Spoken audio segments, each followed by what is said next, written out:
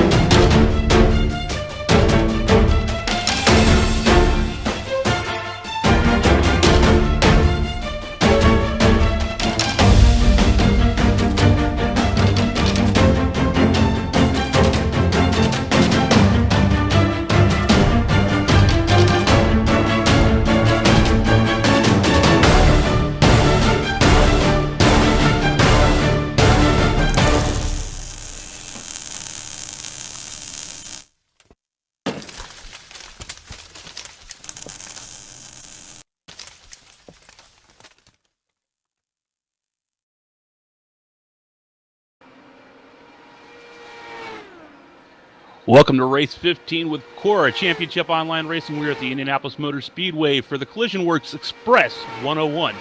This is CORA's first time at the famed Motor Speedway, Indy Motor Speedway. Who will be the first CORA driver to taste the milk and kiss the bricks? We'll find out in 101 laps. I'm Carl, and in the booth with me today is Kyle Gilbert and the driver of the number 25 LaSalle Speedway car, Brad Cooper. And as always, up in the controls is Laura Larson. Let's take it down to trackside for opening invocations.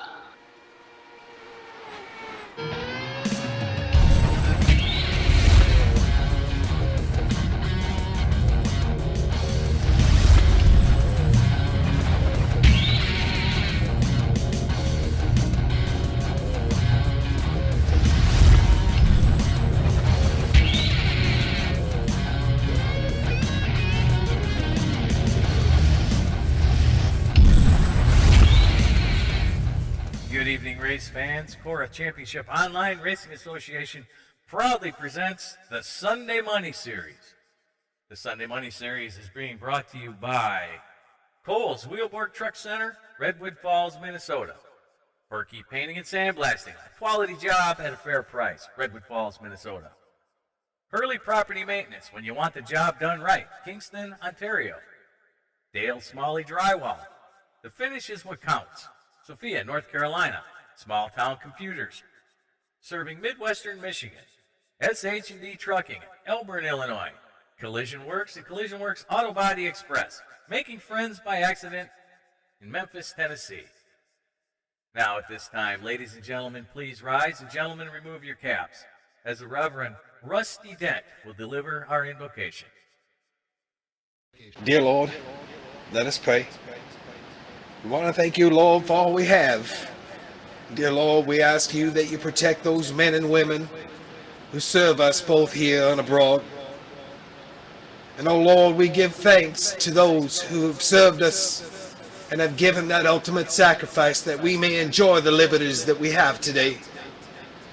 And oh Lord, we ask you that you give these drivers the skill and the good internet connection so that we may be given a race like no other. Lord, we ask you that our racing give us the green-white checkers that we so deserve, and that we may enjoy an exciting race to the finish we all want to see. Lord, may you heighten the senses and protect these drivers so that they can give us a three-wide, door-banging race to the checker flag tonight. And can we all say amen? And I'll say amen. Ladies and gentlemen, please remain standing as we proudly introduce Jaden Berkey to sing our national anthem.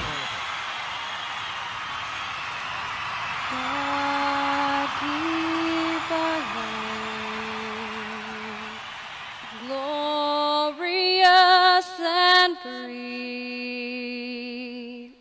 Oh, Canada, we stand on guard for thee. Oh, Canada, we stand on guard for thee.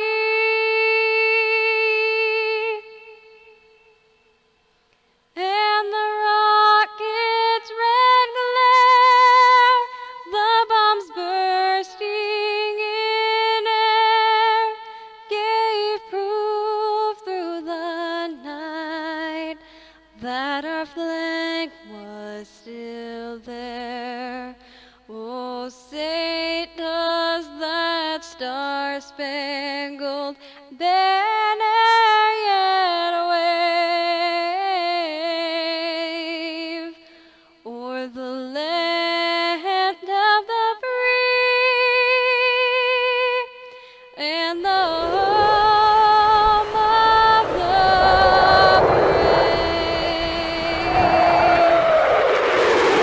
And now at this time, the five sons of our CEO, James Brown, Alex, Andrew, Nick, Cody, and Ethan, will deliver the four most famous words in all of automotive racing. Good luck, drivers. To all those watching, it's time to sit back, relax, strap it down. Let's go Sunday money racing, CORA style.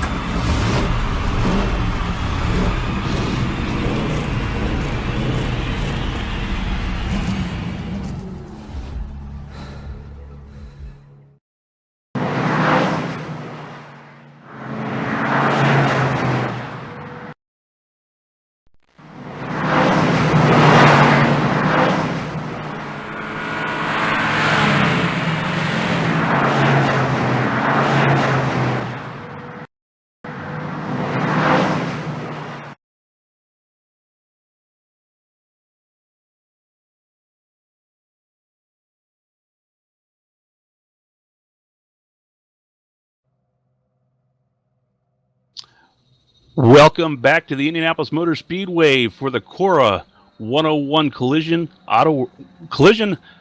Works AutoBody.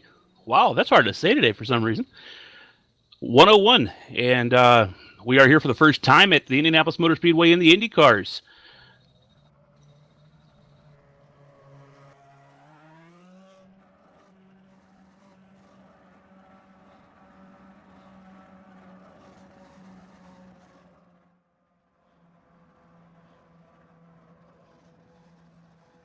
So, Carl, what do you think we're going to have tonight as far as pit strategy, you know, how everything's going to work out? We've never been at this track before, so what's your input on that? Well, I didn't get too many laps out there in practice this week. I went out for a couple laps, and I never ran a real full fuel run, so I'm not sure. I think somebody told me that we're looking at like between 35 and 36 laps of fuel in these cars. The tires on these cars don't go way too awful bad. I do know that the tire package they have here is pretty decent. They all are running the same setups tonight. They're doing a fixed setup race, and the tire package is pretty decent. So I don't see them worrying too much about tires. It's going to be more of a fuel thing. Kyle, have you ever been out on this track before on the Indy cars? I've been on the track a couple of times. What I know about it is I don't know if they fixed it in this last build, but the previous build before that, they messed something up on the track in turn 1. You used to be able to go around that turn full speed, but they did something to it that prevented you from being able to go hold it down all the way around turn 1, and you may see some people make mistakes there tonight. Mistakes indeed. Yeah, go ahead. I'm sorry. Oh, I was just saying, especially with a fixed setup, all these guys are going to be right on top of each other tonight. Yeah, 10-4. They're going to be definitely on top of each other. We're going to go down and run down the starting order today. Here we have starting on the pole. Today, I think they're just going to run the regular starting order. Do not believe that they're going to be moving the top drivers from the qualifiers up tonight. So we're just going to run down through the starting order here. Starting on the pole tonight will be Gary Bauer.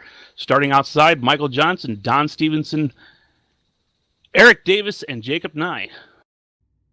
In 6th, we have Kevin McCarthy. 7th is Garrett Atwell. 8th is Michael Churchman. And 9th, we have Nathan Sedlak. And 10th, we have TJ Graves. We're coming down to 11th with Dominic Dieball. Everett Lane right beside him. John Pansula in 13th. Sean Dorr in 14th. And John McMahon will round out your top 15. Yeah, and bringing the car out here in 16th tonight is Dylan Adcart. Number 17th, Marcus Babbs. Michael Whitlock will be bringing up the 18th position. Number 19 will be Charles Stark. Number 20 is Jason Halverson.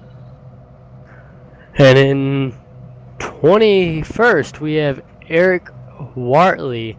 22nd is Joel Wood, then Alan Larson. That's it. My bad.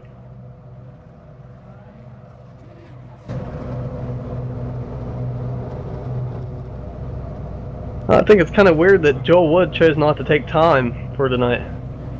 Yeah, that's kind of odd because I did see Joel run some qualifying sets here earlier today, and he was, I think, about number 3, number 4 on the charts during this early morning practice. So yeah, it's kind of a shock to see Joel not taking a qualifying run at this tonight, but it is what it is. He's going to start dead last on the field, and well, he does say he doesn't care for the IndyCar. That's one thing I will say. I know he doesn't like that. Maybe he wants to start in the back there and keep himself out of trouble for a while, and maybe get the feel of the car, get the tires underneath him, and I'm sure we'll see Joel Wood making a run for the front of the pack here sometime over the course of the race, though. 10-4 on that. And maybe he just likes passing cars. I'm not sure. A little strategy. That's get into their heads there. Yeah, I passed you. That works.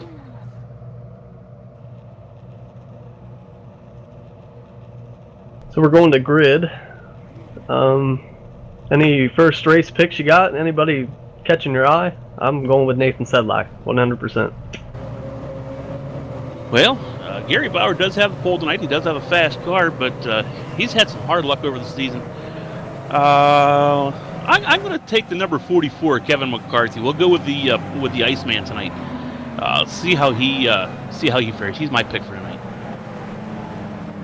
I may have a glitch, but it shows on my screen that Gary Bauer is on pit road. Gary Bauer, indeed, starting on the getting top speed for qualifying and is starting in the pits. Interesting strategy. I don't understand it, but once again, him and Joel Wood are going to be racing side by side for a while then. Him and Joel Wood, yes, definitely. So yeah, that's kind of an odd thing to see. Jonathan McMahon just requested an EOL for the start of the race. So we got a lot of drivers here, I think, trying out some different kind of strategies. Maybe they're looking at what the NASCAR boys do and getting around the back of the pack, just letting the race run itself out there. It is a long race, 101 laps in these cars. They're moving at speeds at 230, 240 miles an hour down the straightaway, so they're going to be clicking these laps off pretty quick, though. So you don't want to get too far behind. You get too far behind at this track, you're in a lot of trouble. It's a long way around to try to get your lap back. Well, it looks like we're coming around the last time.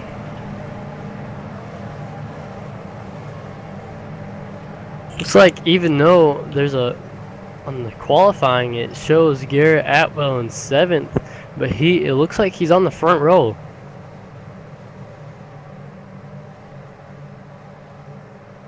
And the shuffle. The lights are off on the pace car. Pace car will be making the hard left onto pit road and leaving the field in the hands of our leader. I'm not even sure who it is at this moment. Looks like Garrett Atwell is in the lead right now. Garrett Atwell, okay. Well, Garrett Atwell hits the loud pedal, and he is off.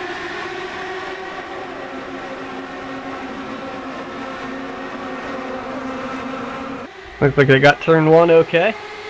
Pretty tight. I think they're going to single file after this turn 2 here. Yeah, that's what we're waiting to see here. See if we get these guys dropped out into single file here, because, like I said, this is their first time out here on this track in these cars, racing this on the Sunday Money Series. So I think you're going to see a lot of drivers want to get down single file, get the feel of the track, get the tires underneath them, and get some heat in these tires before they start doing a lot of hard moving. Not too awful much action going on right now. Everything is, like I said, down into single file. We got a wreck in the very back of the front stretch there, a single car by itself. Not sure who that was exactly, but I'm going to go back there and try to find out who that was.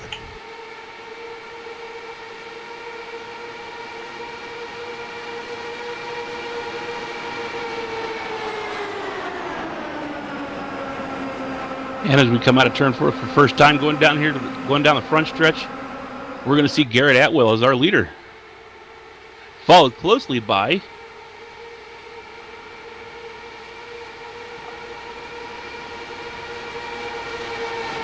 Jacob Nye. He's on his inside. He was looking for a way to pass, but Garrett Atwell maintained the lead.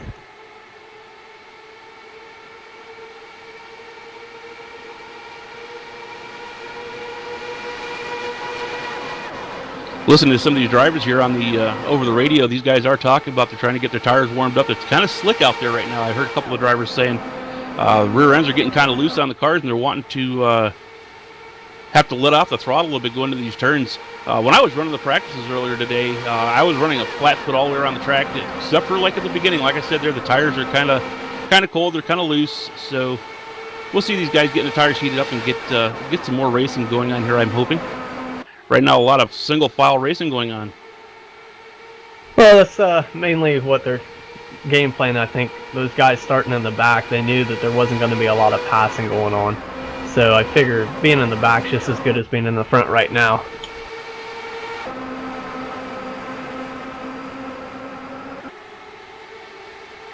Watching the speeds on these guys are hitting speeds of 220, 225 miles an hour down the long straightaways here. Heading into the turns, they don't drop off much in speed though. These guys keep them.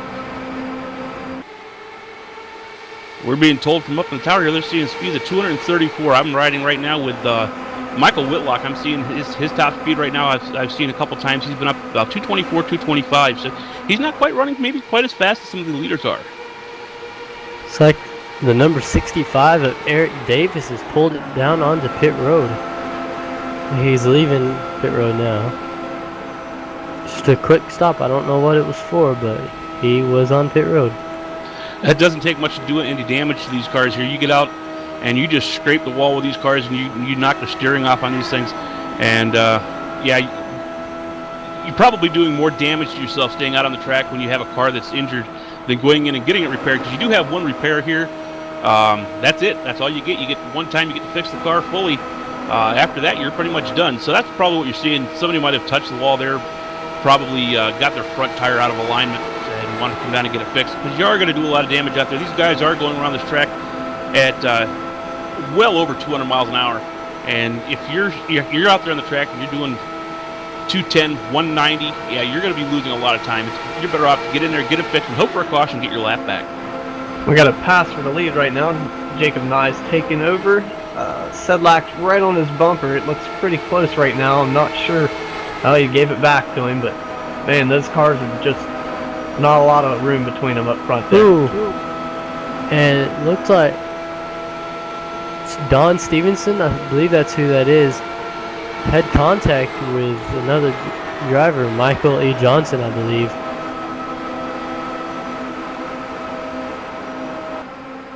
He said that quick. the cars are clean. Listen to the race chatter.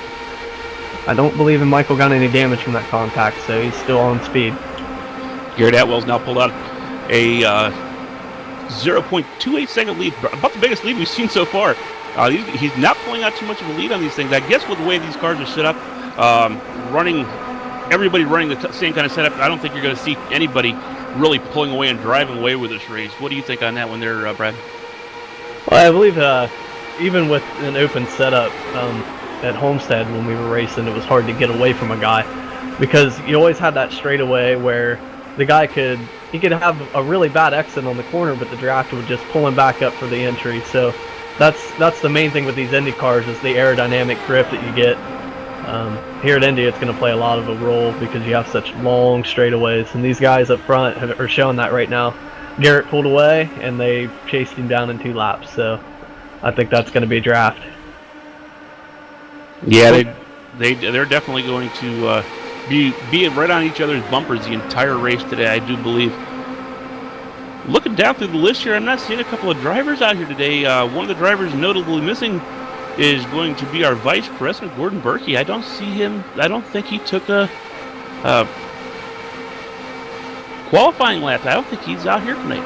Last week he had a little bit of problem, though, due to a black flag after the race for pitting and passing too early. Yeah, he was actually relegated back to 29th, and his son had the same problem. I think they came in together on a pit stop last week, and they both ended up passing the pace car, is what I hear that the black flag was given for. And they finished 28th and 29th last week after Colton actually had a 5th place finish. That really hurt him last week, finishing in 28th position. Looks like what happened to Eric Davis is he got a black flag for some reason.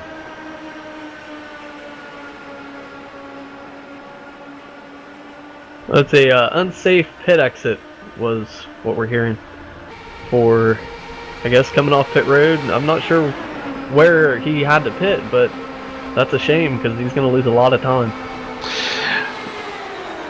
Actually, he was given the black flag. It's funny because I just got this word from the tower. He was given the black flag early because of a lane change before the start of the race is what happened, actually. Rex Buchanan, one of the guys up in the tower, he just sent that down to me just as we were talking about that. That's good coincidence. Back up here in the front, we have Garrett Atwell, Nathan Sillick, Michael Johnson, Jacob Nye, Michael Churchma, all running really close together here, within a second of each other, top 5. That 4 car's got his hands full right now. That mirror's full. Yeah, he's seeing Nathan Sillick coming up on his on the inside here. He's going to have to either give him room or not, and I think if Nathan gets in there on the inside, he's probably better off to say, okay, it's yours, because you definitely do not want to touch wheels with these cars. You touch, not like you have any fenders. You touch tires, these things, and you're done. Moving up on some lap car. He nice used that lap car quite pick. well.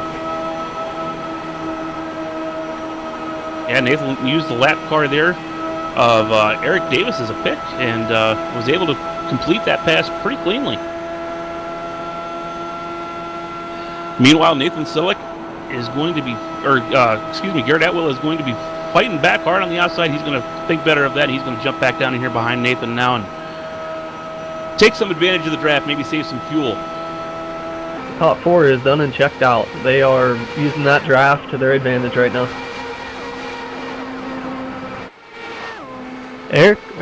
Jason Halverson. And instead of going down on the pit road, he just turned it straight down. Yeah, it looks like he just spun it out there. I don't know. He's got a good bit of tire damage here. It looks like on the front end. He's towed out quite a bit there on the right side, or left side, excuse me. Trying to see the replay here, see if I can see exactly what happened.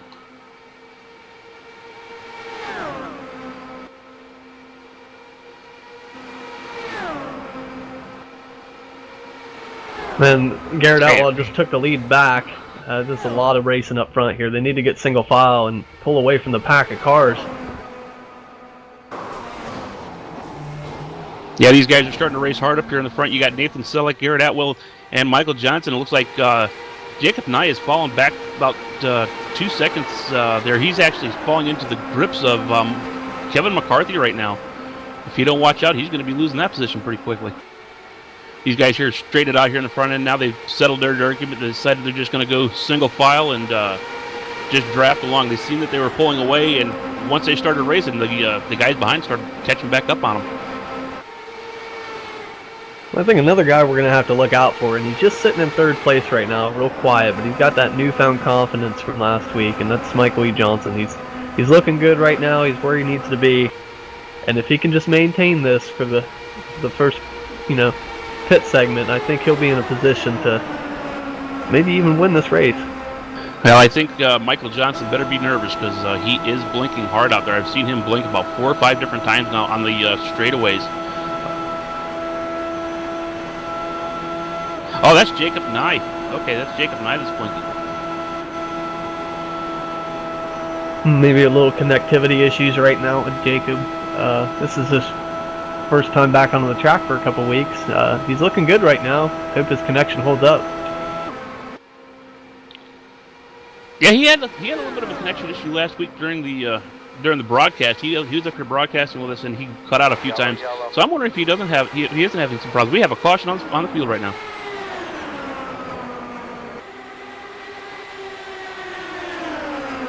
Let's see if we can go back and find out who that was. Looks like Michael Churchma in a 1-car incident here. Trying to see what happened. Riding along with Michael. Looks like Michael came down the track and got into Don Stevenson and just sent him straight up into the outside wall there. Got a lot of heavy damage to the right side of that car. He's going to have to go in and get that fixed. Yeah, once he got stuck in that wall, it took a while for that car to slow down, and he couldn't get it quite off of the wall. It did quite a rollover by itself there at the end of that wreck, too.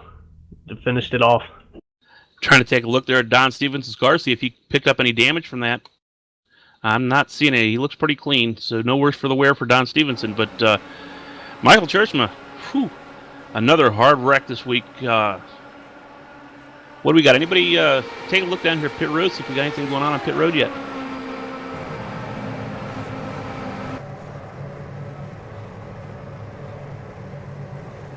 Well, we're coming back around. I don't know if I'm too far behind on pit stops yet. Is pit road open? Pit road is open, yes. I think some of these guys might try fuel and tires, but these top 5, top 10 guys, I think they'll stay out.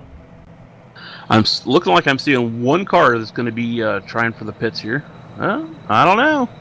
Here they're all coming in. So pit stops are at wholesale.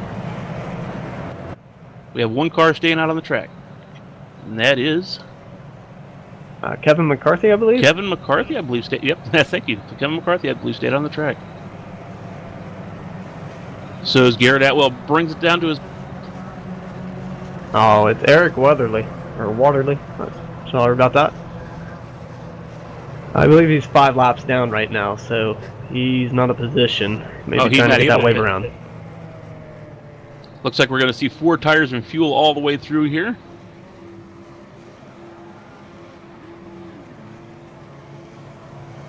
Garrett Atwell is the first car in, and it looks like he's going to be the second car out of the pits.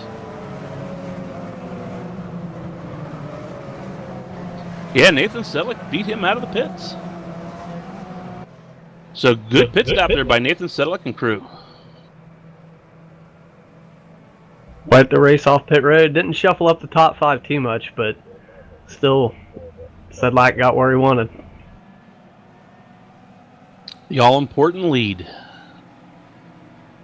I believe the 21 of Jason Halverson will be getting the lucky dog.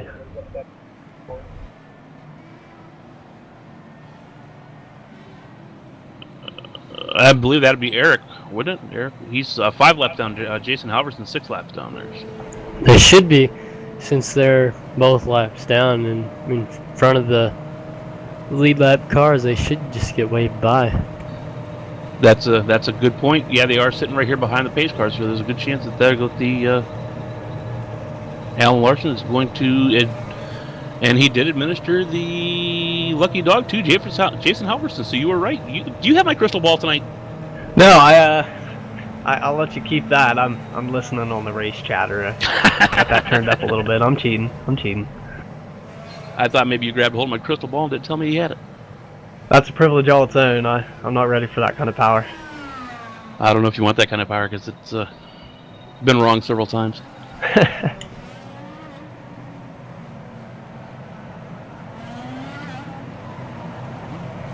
So the 88 will receive the EOL at 1 to go. It's a tough break for him. Lights are still on the pace car, so we got at least 2 more laps to go before they go to green. Yeah, I've been noticing Michael Churchman's been having some really bad luck in these cars, and which is good for me. I'm behind him in points, but it's just a shame to see a guy that does well and towards the end of the season start struggling with a car like this. And it's a tough car to drive. It really is. It's out of control until you get your tires under you, and they're at a brand new track and they've barely been on it. So it's a shame. Lights have gone out on the pace car. We'll go green next time by. And next time by, we will be going green. And back to Michael Churchman. Yeah, Michael Churchman has been having some luck, some hard luck all season. How he's up at 5th in points right now, he is. I think it would probably be with his top 10s because he's been doing pretty good with the top 10s. I believe he's got like 6 or 8 top 10s right now. But other than that, he's had a lot of hard races and a lot of wrecks. I've seen him in the wall several times this season. It's feast or famine with him this year. Yep. It's a great finish, or it always seems to happen to him early on, where the race just gets out of hand, and it's hard to come back from that in this league. It's really competitive. But looking here at the points, we're looking at Sean Dewar right now is sitting on the outside looking in. He's 13th in points. But he is not that far behind Ryan Borges, so he's got a very, very good chance of gaining some points on him tonight. I did not notice Ryan Borges' name's on there. I raced with him on it in X-Cow Racing. I don't think that Ryan Borges made the field tonight, so Sean could really capitalize on that tonight. Yep. That's what I was just getting ready to say. Ryan Borges is not on the track tonight, so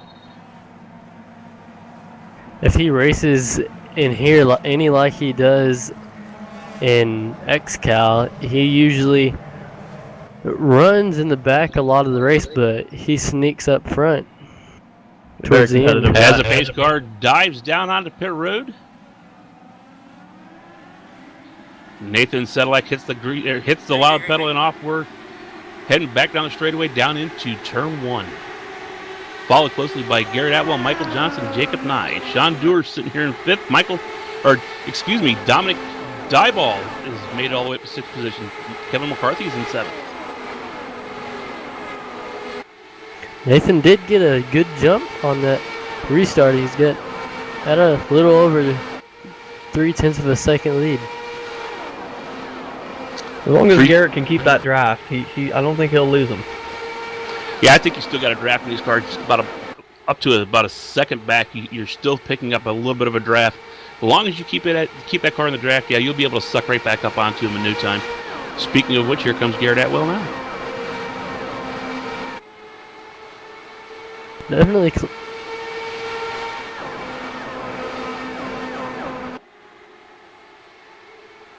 I believe the 27 of Gary Bauer is off the pace. Trying to find where he's at. I'm right along with Gary here now. He looks like going into turn 3 here. Gets it up into the wall, bounces it down off the wall, and does some damage to the right front tire of his car. He never gets it really back up to speed. Trying to see exactly what happened. Oh, that's what happened. He was looks like hit hard. somebody got into the back of Churchma or something and came up into Bauer. Just wrong place, wrong time. Wrong place, wrong time. Yeah, that was a really hard hit too. I do not believe that's going to bring out a caution though. What a shame. We're seeing a lot of bad luck for guys early on in this race. Now Gary's been having a lot of hard luck this entire season. He has he's probably going down the same road as Michael Churchma. It's either feast or famine with him also. It's either he finishes great or he's wrecked out of the race. Back up front here we have Nathan Sedlick, Garrett Atwell, Michael Johnson, Jacob Nye. They're all fighting up here strong for the lead. Looks like Nathan Sedlick's going to be able to retain that. I was just keeping an eye on the 88 there. Churchma trying to come back. It's going to be a long road for him. He's still in the lead lap, but I think he's going to have a heck of a time getting back in that top 5. Michael Johnson dives deep on Garrett Atwell. Come up, they touch tires coming out of the turn, but both of them were able to hang on to it. Michael Johnson looks like he's going to take the position. Garrett Atwell's fighting back on the outside strong, though. Don't look now, but here comes the number 60 car, Sean Dewar. He's heading up on these top 4 right now.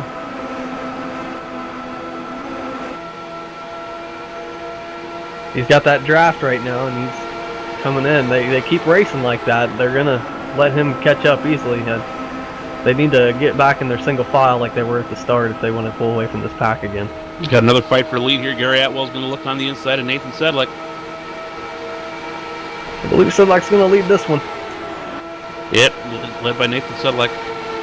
Garrett's going to get him here in the turn there. That's the preferred line of this track. He's going to get him. And it looks like Nathan's going to drop back a couple positions. Here comes Michael Johnson to the inside. And also Jacob Nye's going to drop it down deep. Oh, Jacob lost it. Jacob lost it almost into the inside wall. Save. What a save. Looks like the tires just broke loose there on him a little bit. And he was able to catch it, though. He almost... Oh, big one. Big wreck. Big wreck. Ooh. Right along with Nathan Sedlick here, he just, I don't know exactly how that happened, but he just lost it, got down into the side of, looks like Michael Johnson.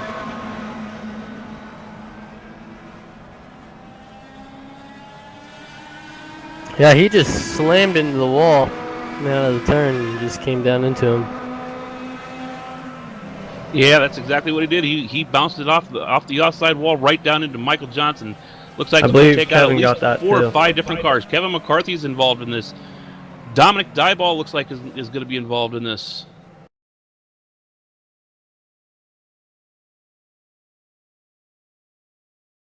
Big wreck. Looks like it's going to take out about 4 or 5 cars out of the race.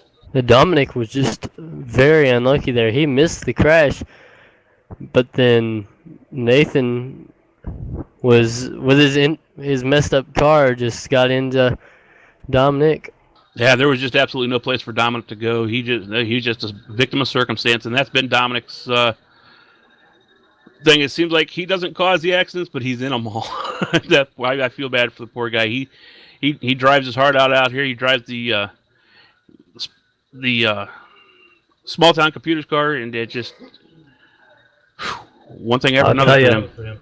somebody that really doesn't know which way's up right now is Marcus Babb. He went for a ride, checked up, and almost snuck through with minimal damage, and just one car didn't slow down, and he went to air. Looks like Sean Doerr is going to bring her down to the pit road here, along with Jacob Nye.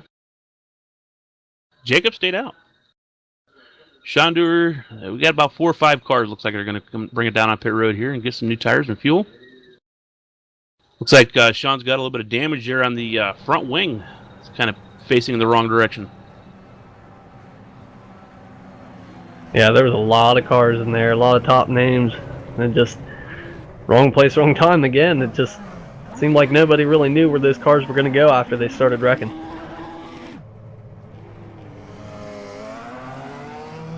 Kevin McCarthy in and out. He got his car fixed, got 4 tires and fuel. Was able to get a new nose put on that car after he just had the nose taken off of that one. Sean Doerr is the first off pit road.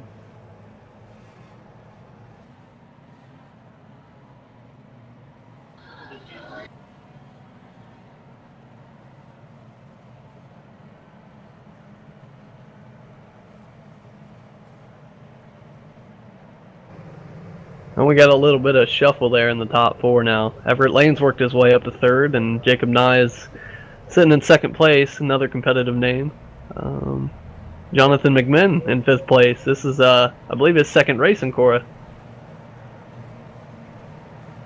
So it looks like the top 5 stayed out. Everybody else from 5th on back must have pitted here, because Sean Doerr was the first one off pit road, and he's sitting in 6th position.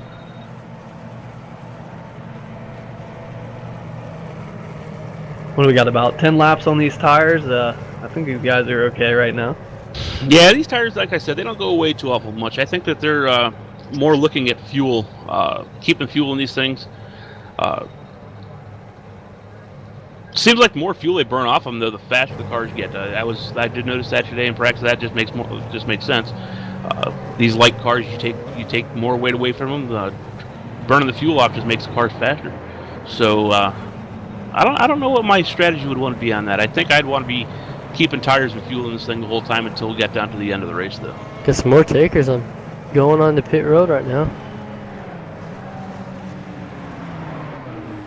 I think mainly with this track being so flat, maybe having a lower fuel tank would hurt you because you wouldn't have that weight to keep the grip, you know? You don't have the banking to keep you on the inside. So I think I agree with you on that, keeping the tires and fuel in it. It's like Jonathan McMinn, Charles Starks, I think another guy, John Panzula.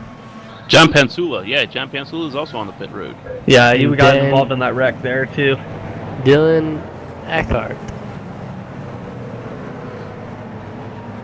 Looks like Dylan was the first one off the pit road in that exchange.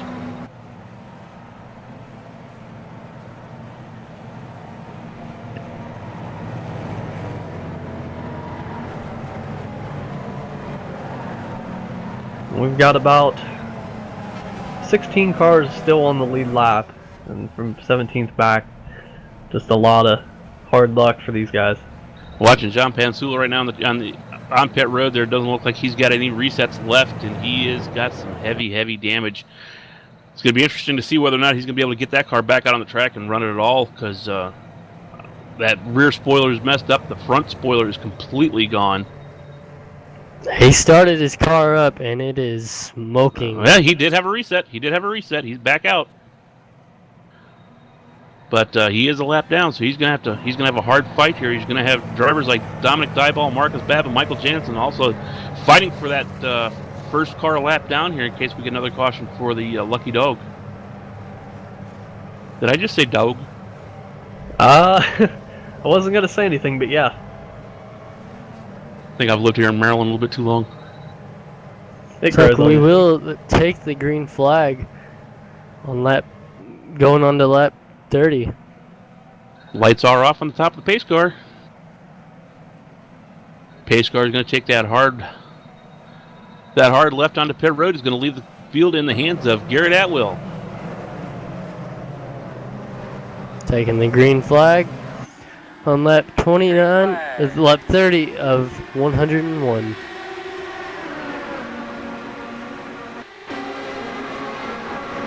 And the 16 has been alerted that he's blinking, so they might be having him pull back to the back of the field.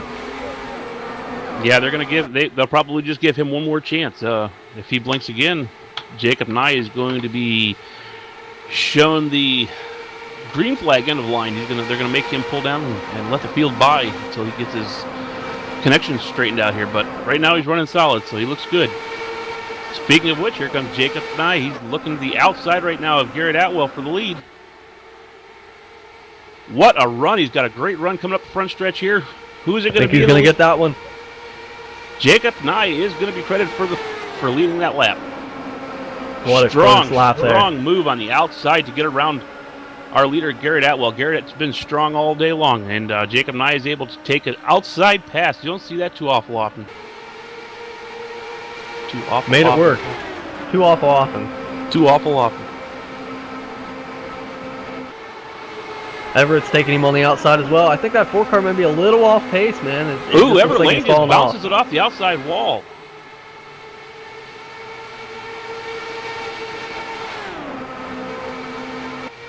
Not seeing any damage to the car here, but try to see if he actually touched the wall. No, he came close, though. I don't think you could have slid a piece of paper in between him and that wall. I don't think he got a minus on that one. But I think he'll think twice. He'll think twice before trying to do a Jacob Nye there. That was close. There is a big gap between 4th and 5th place. It's about 1.6 or 7 seconds.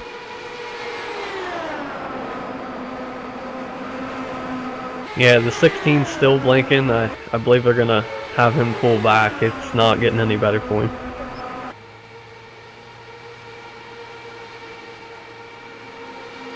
Looking back here in 6th place, Jim Brown. The president looks like he's getting kind of racy here. He's moved it on up into the 5th position. That's a good, strong showing for him. If he can catch that top 4 cars there, he's going to have his work cut out for him with about 2-second gap. But if he can get up there, I think he's capable. Yeah, he's a good bit back right now to be able to actually get a sniff of that draft. But if he gets these guys, any of these guys in behind him, these cars can push each other without touching. They'll push by a bubble of air. If he can get somebody up behind him, it can actually push him up to that top 4 and give James an opportunity to be up here in the race. James is also the only car that is on the track that has not been in pit lane. Maybe a little bit of strategy from James Brown.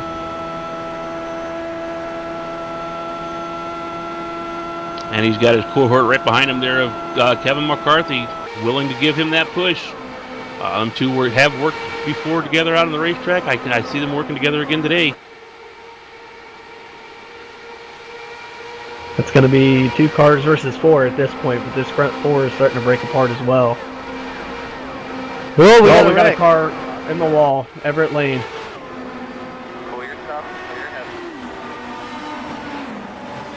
It looked like there was some contact between him and Eric Davis going into one there. That's what we're taking a look at right now here, seeing if I can see that on the replay, see exactly what happened. Yeah, it looks like Everett tried to come down there, did not realize that Eric Davis had got to his inside. No, don't look like anybody else has been involved in that wreck, but lots of heavy damage on the 24 car of Everett Lane.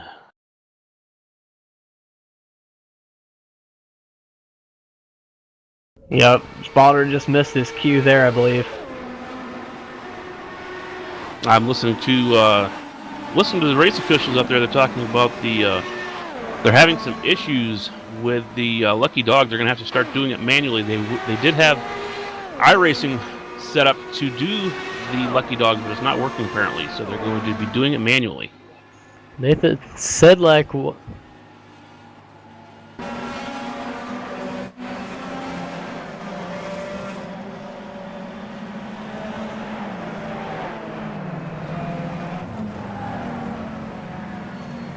Nathan Sedlak was black flag from on the race also.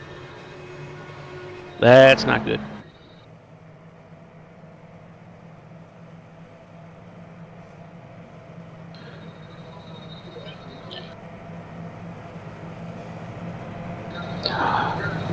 Now I'm getting word from upstairs here. We need to go to commercials. This is Carl here, coming to you from Indianapolis Motor Speedway with CORA for the Collision Works AutoBody 101.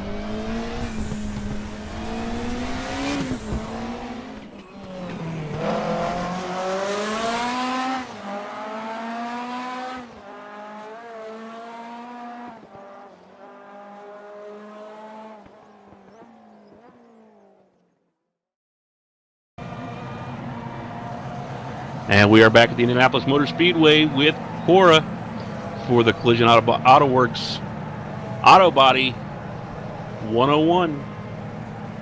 Got Garrett Atwell, James Brown, Kevin McCarthy, Sean Dewar, Charles Starks, Jacob Nye, and Eric Davis. Michael Churchma TJ Graves, and Dylan Eckhart rounding out your top 10. Well, it looks like we're. Go ahead. Oh, sorry. I was just gonna say we've had about 3 cautions, 7 caution laps ran, and 6 lead changes, and I believe those are amongst 3 drivers. So it's been a pretty single file race for the start of this one, but I think we're gonna get more competitive here. We're nearing halfway. Yeah, once we're back under green here. Garrett Atwell hits the loud pedal, takes off, and pulls out a nice little lead off of James Brown, heading into turn 1.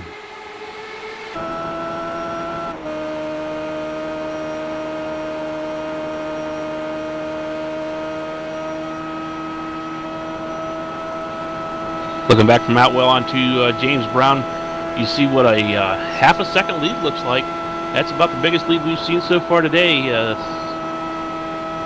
Have Kevin McCarthy taking a look to the inside there of James. James slams the door on him.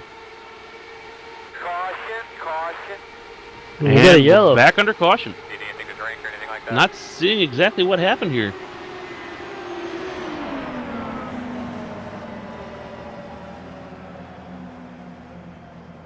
Looks like the 29 of Dylan Eckhart, something going on with him. Trying to see if I can find it here. Boy, he Just hit the wall. Hard. Yeah, looks like he just hit the wall hard and rolls it end over end over end over end over side. Or wow, he is got to be dizzy after that one. They didn't collect anyone else. That's kind of a miraculous wreck there. But that was because he had a good part of the field right behind him there on that. And everybody makes it around him. Has he used his reset already or not? Well, I believe he had to tow in after that one because I don't think he even had an engine left after that. So we'll find out after he gets it towed in there whether or not he's had a reset on it or not. Back up front, though, we do have Garrett Atwell, James Brown, and Kevin McCarthy. Sean Dewar sitting right there in 4th. Charles Stark, Jacob Nye, Eric Davis, Michael Churchma, Don Stephens, Dominic Dieball's back up here into the hunt again after his wreck earlier on in the race. Michael Whitlock, Jonathan McMim, TJ Graves, Joel Wood, Dylan Eckhart.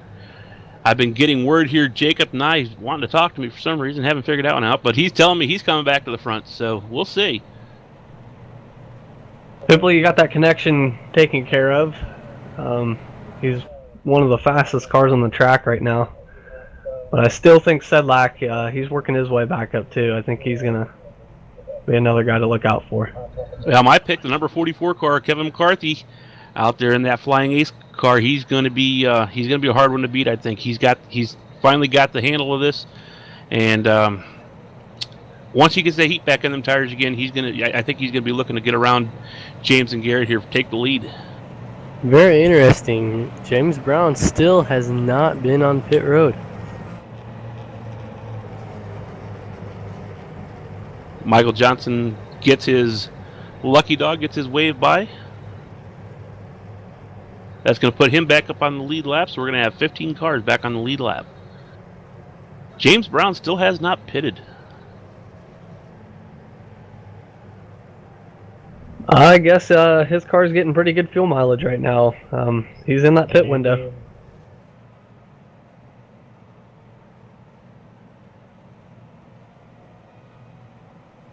Yeah, I'd like to get down there and talk to his crew chief, trying to find out what's going on with that one, because if I was out there on the track every caution flag, I'd be in that in my pit stall there getting 4 tires and fuel.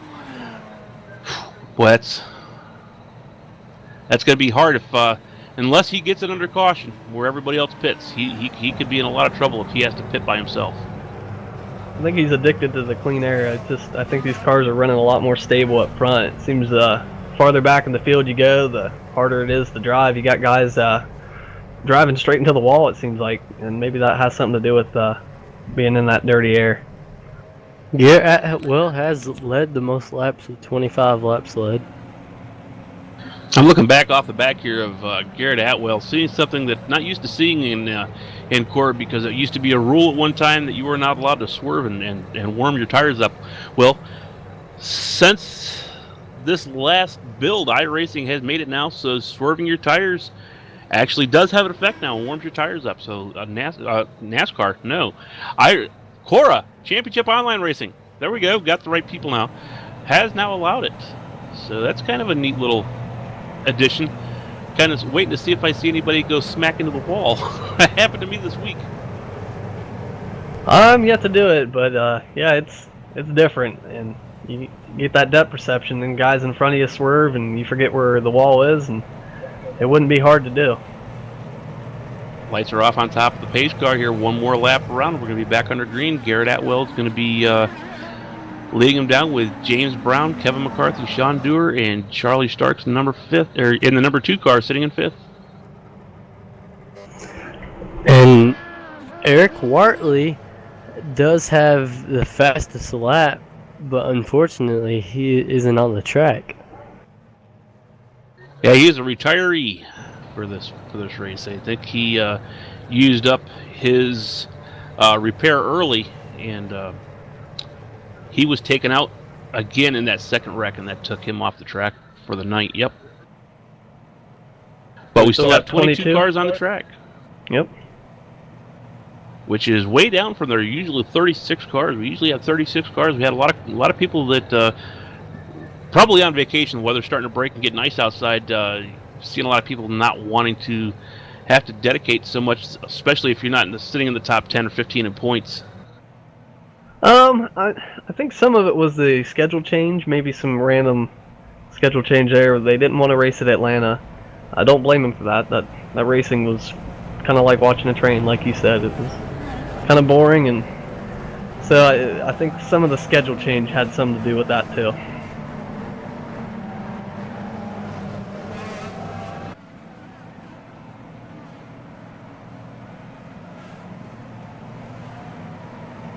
We'll go green on lap 43 of 101. Sorry about that. I just had a glitch with my microphone there. I was trying to say the pace car is going to be making the hard right down here on the pit road, and it's going to put the field back in the hands again of Garrett Atwell. I don't know what happened to my mic there. Stopped working there for a second. And Garrett Atwell hits the loud pedal. Green flag. Off we are heading into turn 1. Garrett Atwell, James Brown close behind. Kevin McCarthy right on his tail. Another great start for that 4 car. He's got that down pat. He always gets that long lead there, about half a car or half a second there. I was talking to Dominic Dyball earlier in the week, and he's saying that last place he wants to be until the last lap is in the lead. He wants to be in second place. What would be the purpose of wanting to be in second place instead of out in the lead? Oh, maybe the draft. I haven't put any time on this track. Literally bought it tonight, and so I don't know what the purpose of wanting to be in second place. You can't really time the leader, and Garrett obviously has that down, but looking back right now, Kevin McCarthy is coming, and I think it's about to get real exciting. Kevin McCarthy has made the pass on James Brown for second position. James is under fire right now by Sean Dewar. Sean Dewar's all over his rear spoiler. 16 car has been told, and he is flashing again. Jacob Nye is in danger of being black flagged. Meanwhile, back up front, Garrett Atwell has pulled it out to almost a second lead over Kevin McCarthy and James Brown. Them two are going to have to team up here and do some pushing in order to get themselves back up on Garrett Atwell's rear spoiler here. Garrett's pulling away. He's got about a second lead. He's still making time on him. They better get it together. Keeping a little bit of a watch here on the 16 car, Jacob Nye. He's been having some connectivity issues here. He's been blinking. It looks like he's been solid here for about the past lap or so. So hopefully he gets this taken care of, because that would be a big hit. He doesn't get to race too very often in CORA, and I know he was excited about getting in here and running at the Indianapolis Motor Speedway and running in the Indy cars here. And he has to take a black flag and go to the back of the pack or park the car because of connectivity problems. That's going to be a big disappointment for him. No doubt on that. He's one of the nicest guys you'll ever meet, fellow teammate, and I think this is really needed for him. He needs to get his confidence back because you miss a few races because of qualifying, and it kind of takes its toll on you. I've been there, done that. It's not fun to sit out for weeks at a time. Yeah, Kevin McCarthy did have a faster lap than Garrett this past time around. Well, right now, Kevin McCarthy is under fire hard by Sean Dewar. Sean Dewar is all over his rear spoiler, looking to get around. He's going to take a dive down to the inside here, see if he can make a pass on the inside, and does it cleanly. Meanwhile, here comes James Brown. James Brown right back up on Kevin McCarthy's rear spoiler, and he's going to make the pass also for third position. Really exciting back here in the top three.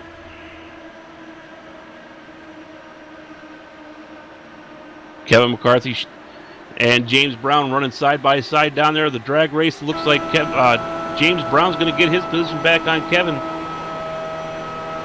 I think he's going to get to work on that 60 car now. These boys, I mean, I'm telling you, they're letting Garrett Atwell check out. They keep racing like this and keep shuffling the field. They're going to lose him. Oh, car on the wall. We have a car on the wall. Looks like Sean Dewar has hit the wall hard. He's not going to get it off of that wall either. I think we're going to see another car come off that wall hard in two. Looks like he's going to get it woed up. That's a shame. And they're still wrecking behind him.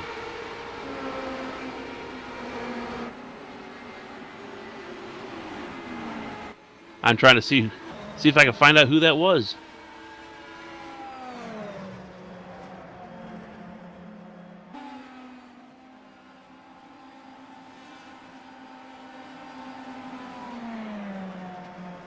Anybody see who that was? I saw as Sean was getting his car stopped there, somebody came off of turn 4 and just nailed the wall hard. I don't see who it was, but it looks like it was Michael Whitlock.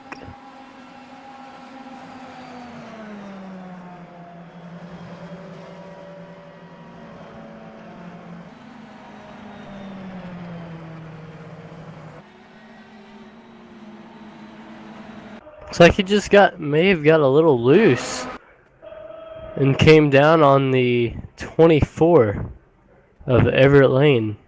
Yeah, that's exactly what it is. He going into the turn there, he did get loose and out to the outside wall he went, and the rest is history. I think we need to watch because he was driving on pit road wall. I'm not sure how he pulled it off, but he was driving on two wheels on the track all the way down the front stretch.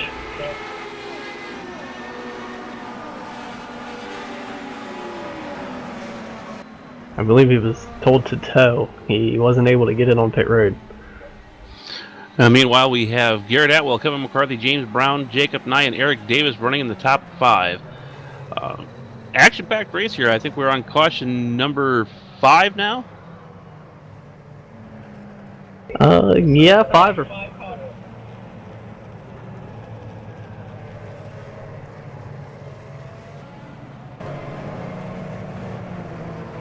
Trying to find out exactly what they're going to do here on this EOL. We have 2 separate incidents on the racetrack. We had one car out in the wall, and then a separate incident altogether. We had looks like we got James Brown finally deciding he's going to pit. James Brown is the first car down pit road. Looks like he's got a slew of others behind him. Michael Churchma and Don Stevenson. Michael E. Johnson on pit road with them as well. Joel Wood. 4 tires and fuel. James Brown's back out on the track.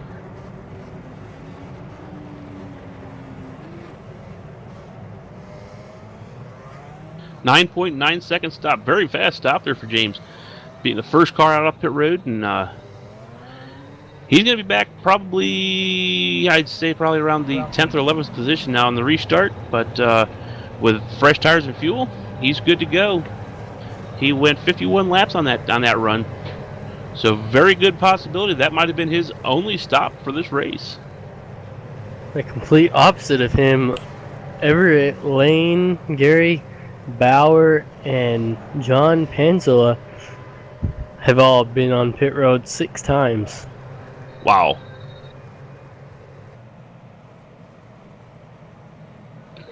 Well,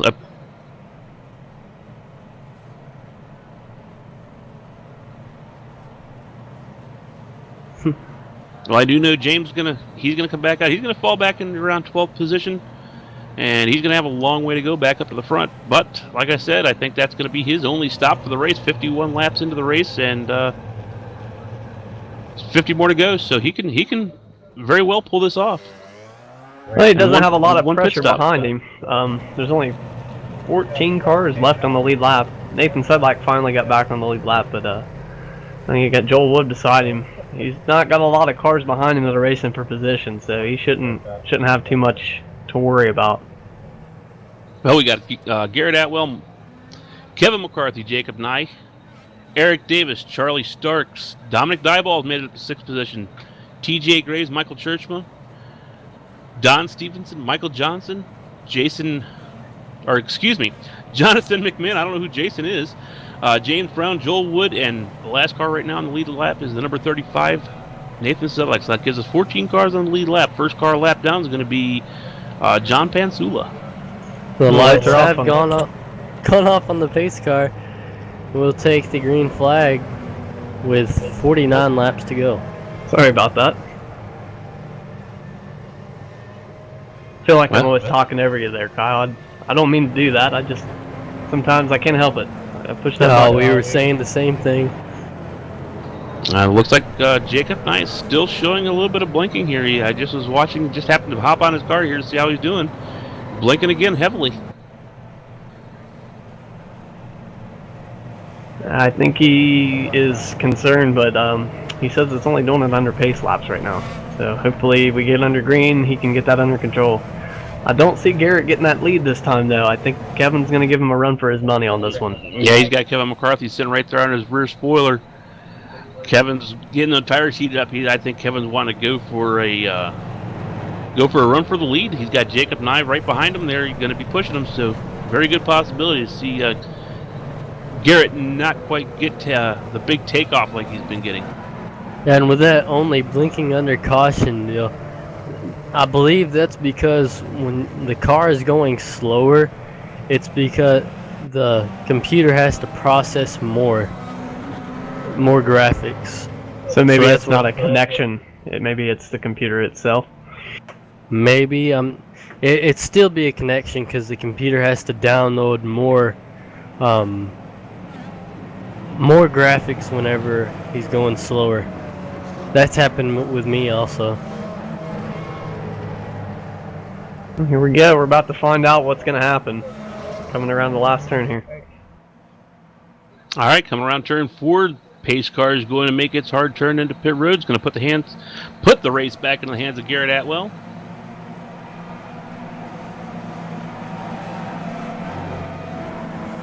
And Garrett Atwell hits the loud pedal and takes off. And you're right, he didn't get quite a big of a jump as he's been getting. Kevin McCarthy was able to stay right there with him. He's only pulled a 0.3 of a second lead on that restart.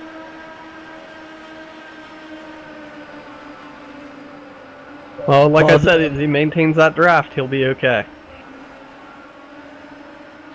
And exactly what he's going to do. He's going to tuck that nose right up as close as he can there as he's starting to pull in closer on Garrett Atwell.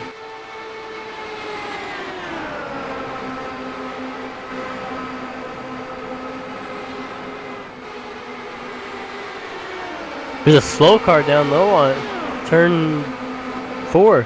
I didn't get a look at who that was. I saw the car. He's looking like he's heading into the pits there. Maybe Jonathan McMahon? It was a green car. It was a green. Yeah, that's all I saw was a green car. They're heading into the pits. I can't find him. I think he towed. Don't look now. Kevin McCarthy's down to 0.1 of a second behind Garrett Atwell. He's going to be looking for the lead coming here into turn 3. One of them blinking because I went back to him and they were inside of each other. I think there's some problems on the track. A lot of black flags needing cleared. Something must have happened over this restart. That green car is still sitting there on pit road. They're clearing black flags for James Brown, Everett Lane, Eric Davis, Sean Dorr. I'm not sure what happened there. Hey, Kyle, if you get a chance, take a run down pit road there. See if you can see who that green car is that's sitting down there at the end of pit road. He's just sitting right there in the entrance.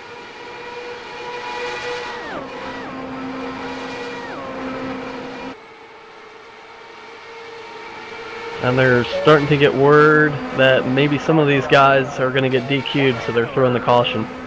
He is moving. He is moving now, but slowly.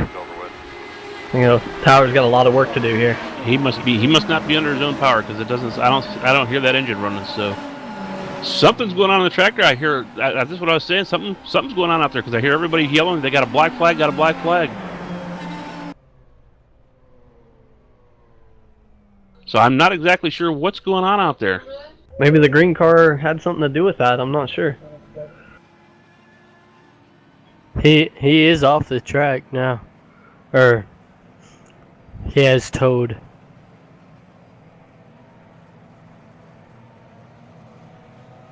See if I can get a word here with Jacob Nye. Maybe he could tell me what's going on.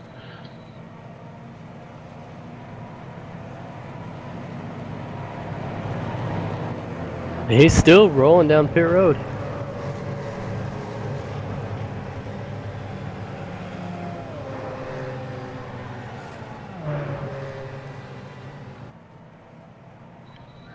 Jacob Nye, this is Carl up here in the tower. You got a copy? 10-4, Carl. How's it going up there? It's going pretty good there, buddy. Hey, what's going on out there? I'm seeing a lot of black flags being cleared.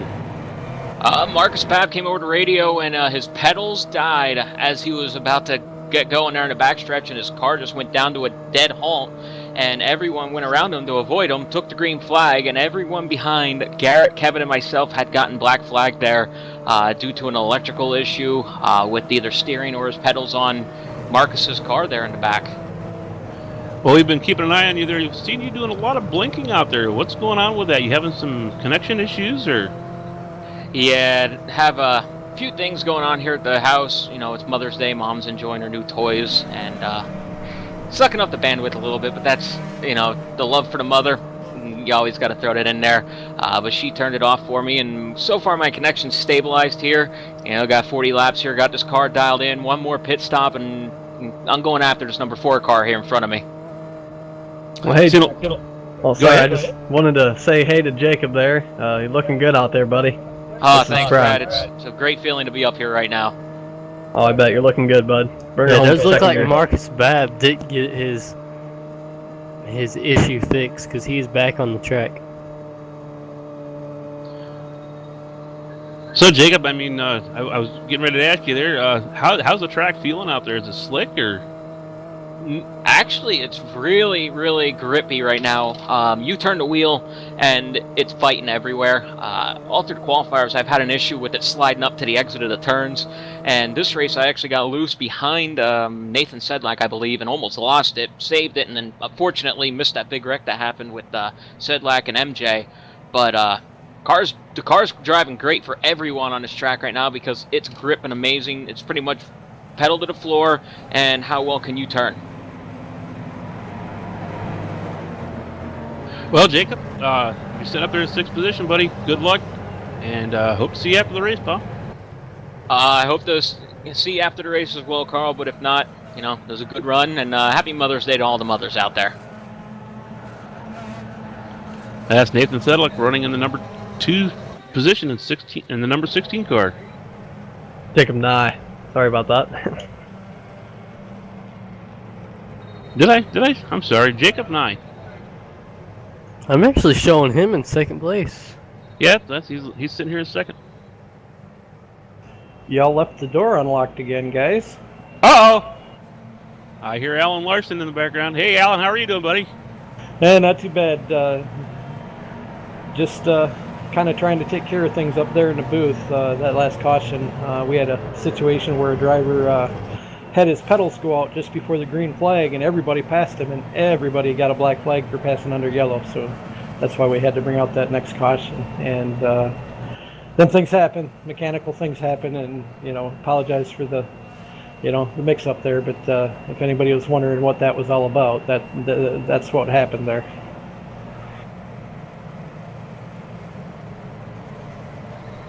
Yeah, I mean, I have the radio sitting right here next to me. I was listening to race chatter, and I hear everybody saying they're getting black flag. I guess they got black flag popping up on their computer there, and we were wondering what was going on. And well, now glad we got that straightened out. Yeah, 10-4. It was a mechanical error on the 26 car. He had to, just before the green flag come out, he lost his pedals and couldn't go nowhere. So everybody passed him on the green flag, and everybody got a black flag. So it was just one of them things, one of them freaky things that happens. And there's only one of me and a couple other people up there. Everybody's screaming black flag cleared. So we just decided to throw the caution instead. So there was no incident on that other caution, but. Been kind of listening to your broadcast in the background here and enjoying it. You guys are doing an awesome job. We appreciate all the work you guys do. Have a good broadcast, and I need to get back to work up in the booth. All right. Well, thanks for stopping in and giving us that information there, Alan. Yeah, not a problem, guys. Maybe we'll check in with you here a little later. Thank you. Lights are off on the top of the pace car. We're going to be going back to green here very shortly, coming off turn 4. The pace car is going to be dropping these guys off, leaving the field. Seems like I've said this quite often tonight, back in the hands of Garrett Atwell, followed closely by Jacob Nye, Eric Davis, Charles Starks, TJ Graves, Dominic Dieball. We got Jonathan McMinn, Michael Churchma up into 8th position. Where did Kevin McCarthy go? Did he Kevin pit? McCarthy pulled it into the pits there. Oh, man. I was looking at the car there when he went in. I think he might have touched the wall somewhere because he had the outside front tire was kind of cocked funny. So I think he had a little bit of damage on his car. He's back in 13th place. Garrett Atwell hits the loud pedal, jumps back out to a nice lead here, back up to almost a half a second lead. Another thing I've noticed, I don't know if this was just implemented, but there's single file restarts as well. That's a little different as well. Yeah, now that you mentioned it, they haven't been doubling them up. I wonder if they went because of the they just want to have the clean restarts.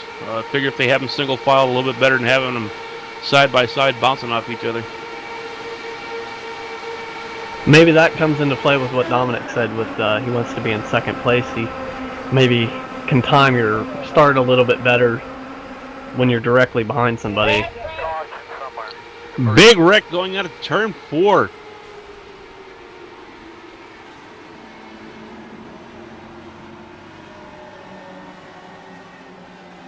Whew, and Nathan Sedlak is flipping all over the place. He was flipping all over the place. Trying to see if I can find what happened here.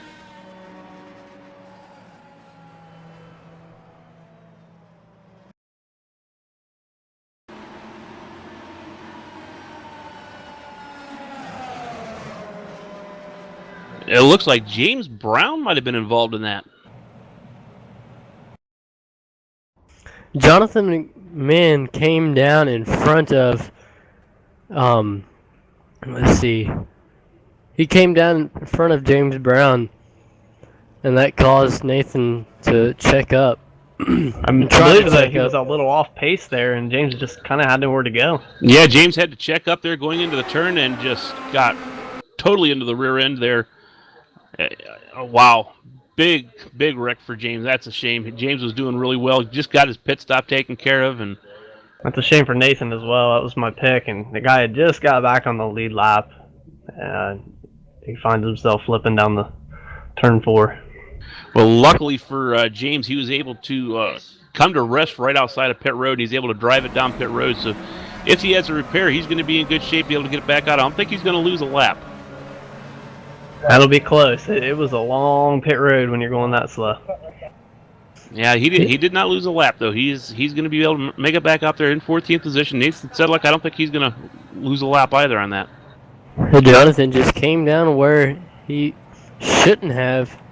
This caused James to check up.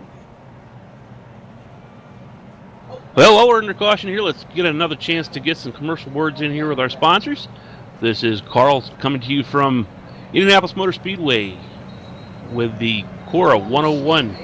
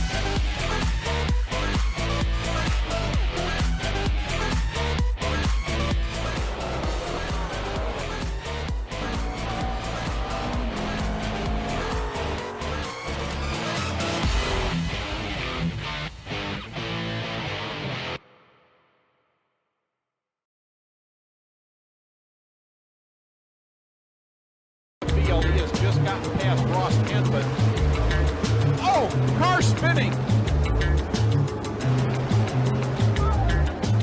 Oh, mercy, we heard that as they went into turn one, heard something break.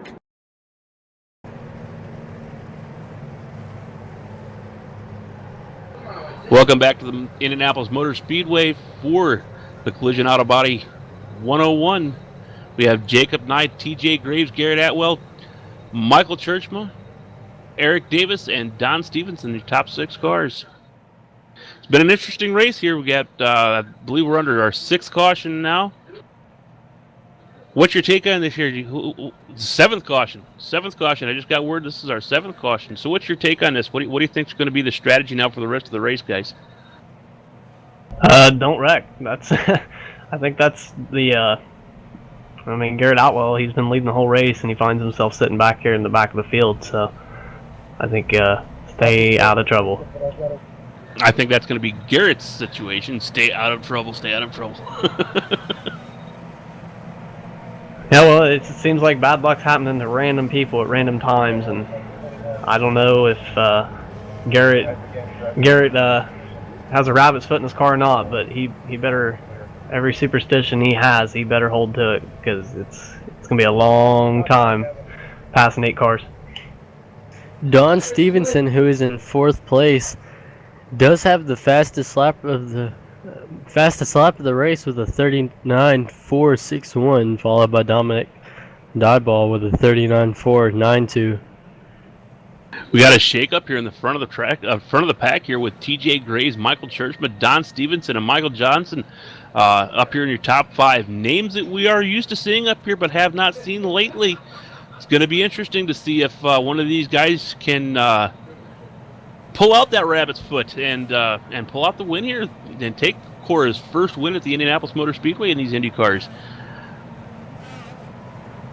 It's nice to see the 16 up front there. Let's see if he can do a Garrett Outwell restart here and pull away from the pack. Well, pace lights are off on top of the pace car, so we're going to see here very, very shortly what Jacob Knight can do up here in the front of the pack in this clean air. Yeah, we'll go green with 39 laps to go. They're going to click those 39 laps off quick at these speeds here, as long as we can keep it under green. You think we're going to see any more pit stops? Or you think everything's done? You think these guys got what they got? I think some superstitious damage. guys may. I think those damaged cars, those guys that, you know, don't have a lot to lose, sitting in 10th back, might pit, but I don't see the top 10 going Pace back car in makes pace car makes the hard left into the pits, puts it into the hands of Jacob Knight. Jacob Knight's on the loud pedal, hand off. He's got a nice jump on the lead there. Jacob Knight pulls it out to an early 1 second lead. Very good restart. TJ Graves, he's got about a second lead on Michael Churchman. So both of those guys had a really nice restart there. Just Jacob Knight had the better of the two. The single file restart. It is nice to be in the lead because you can't pull out that nice lead, and these guys have to race now to catch you back up. So it's right now Jacob's race to lose. Oh, and just noticing Michael Churchma after that early problem, he's worked his way back into the top 3. So Michael Churchman and Don Stevenson and Michael Johnson with his early problems. He's back up here in this race here now in 5th position. Kevin McCarthy, he's rolled it back up to the 6th position after that pit stop.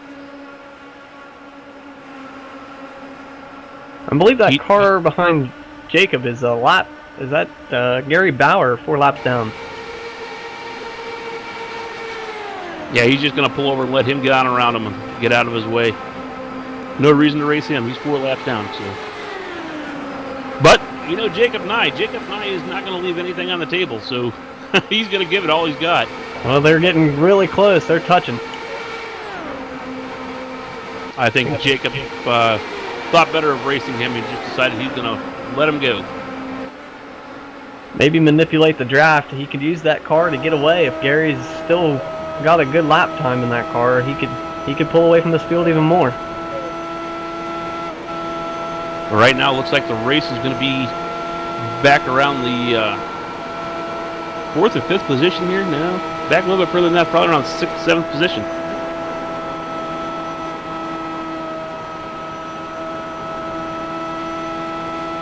See, the biggest gap on the track right now is between 13th and 14th. Nathan Sedlak is 39 seconds behind Charles Starks.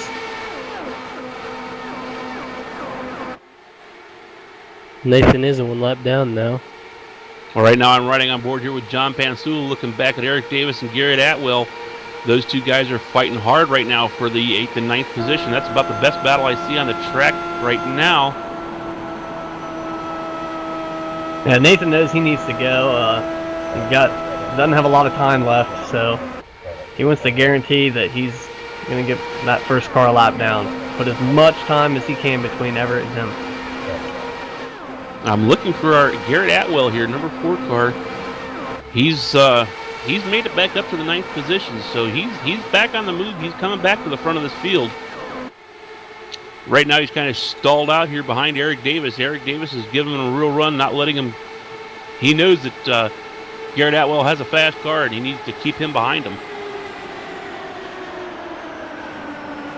Leader of the race has really picked it up here. We're looking at about a 2-second lead. There will be a caution. Got another caution on the field.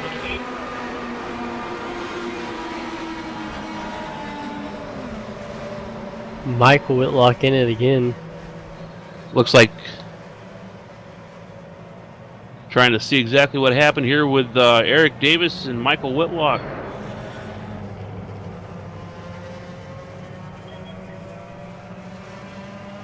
From what I can see, Michael Whitlock came down on John Penzula. Well, I'm kind of looking at Garrett Atwell also, our old leader here. He has gotten into that accident somewhere, trying to find exactly what happened with him. Still lucky. He got just clipped there on the inside there, but that rabbit's foot's working. Like I said, don't wreck. That's good the main bit of goal. damage there to that front nose. That's big. You don't want to ruin that spoiler. You messed up that front spoiler. That's going to be hard to keep the downforce on those front tires. Is going to make a very, very tight set, really, actually, because you're not going to be able to get any grip on that front end. It's just going to want to push out to the track, out to the wall every time you go into the turn. He's going to have to be letting off the throttle. So our old leader here, Garrett Atwell, may be in a little bit of trouble. Looks like Eric Davis, John Penzula, and Michael Whitlock were the 3 involved in that wreck. That big 2-second lead that Jacob and I had is gone. I guess I'm completely wrong. It's top 10 completely coming in pit road.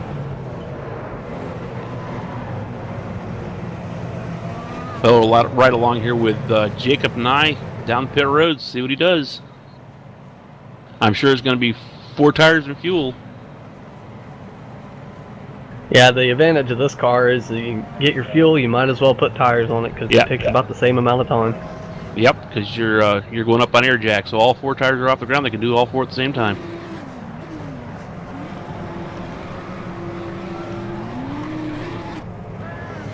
Quick stop there by Jacob Nye. 8.16 second stop for Jacob Nye. And he will be the first car off the pit road. He's going to be mired back here in traffic, though.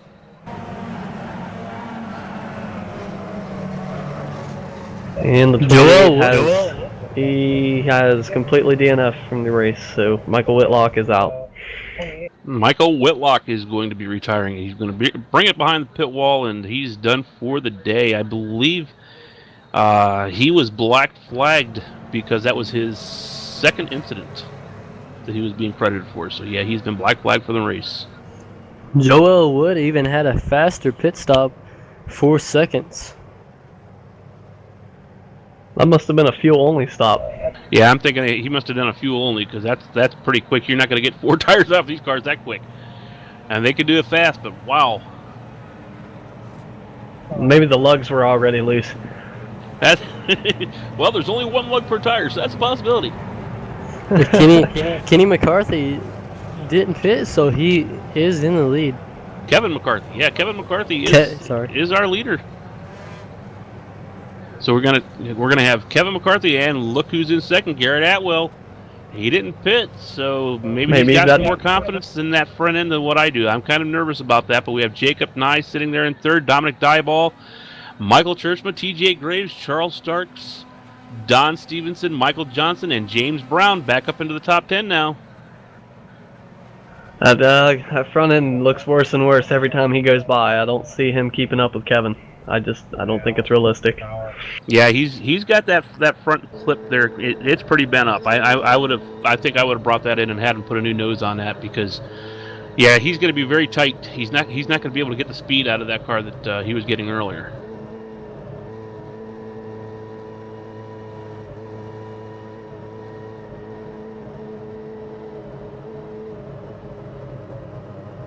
Lights are out on the top of the pace car, so we will be going green this time by.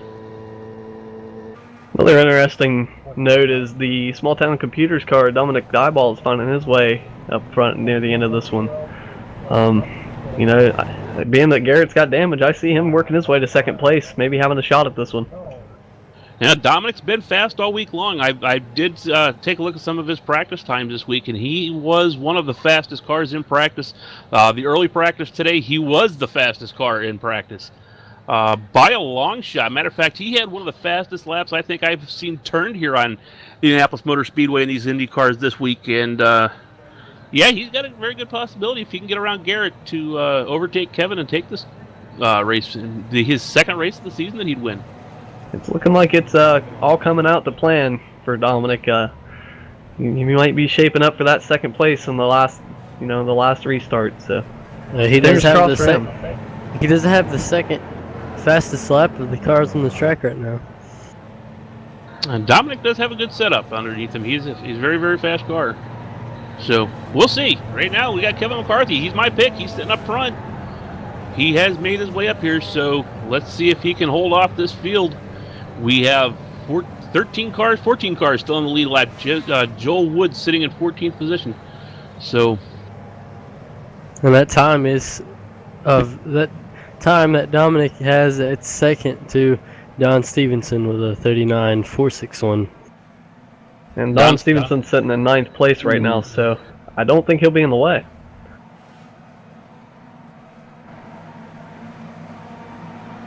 Pace car makes that hard left turn. Kevin McCarthy does have this field in tow. Looks like a little check up. Kevin McCarthy get a little check up there on the restart, but nice start by Kevin.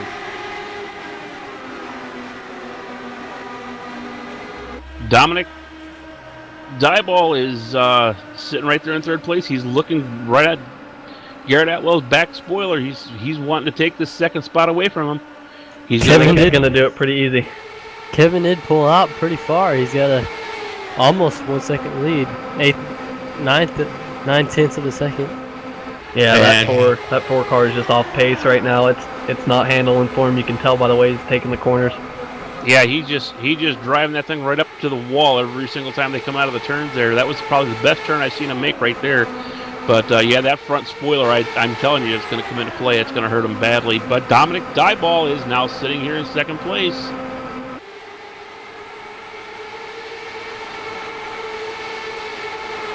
With about a second and a half. Oh, we got a caution out on the And speedway we got again. caution on the speedway. So this could be a break for Garrett right here. This could be the big break. Garrett needs to get that car back in there and get it fixed, because I don't think he realized he had as much damage as what he does.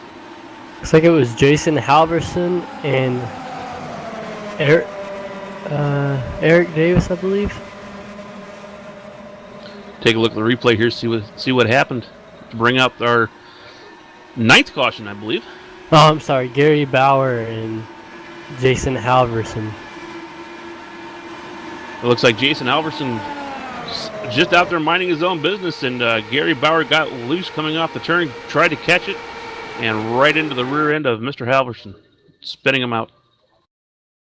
Not too much damage done there. I think that's going to be fixable on the Halverson car there. I didn't get a good look at Gary Bauer's car to see what kind of damage he had. He'll just have front end damage because he never really went around. He saved it.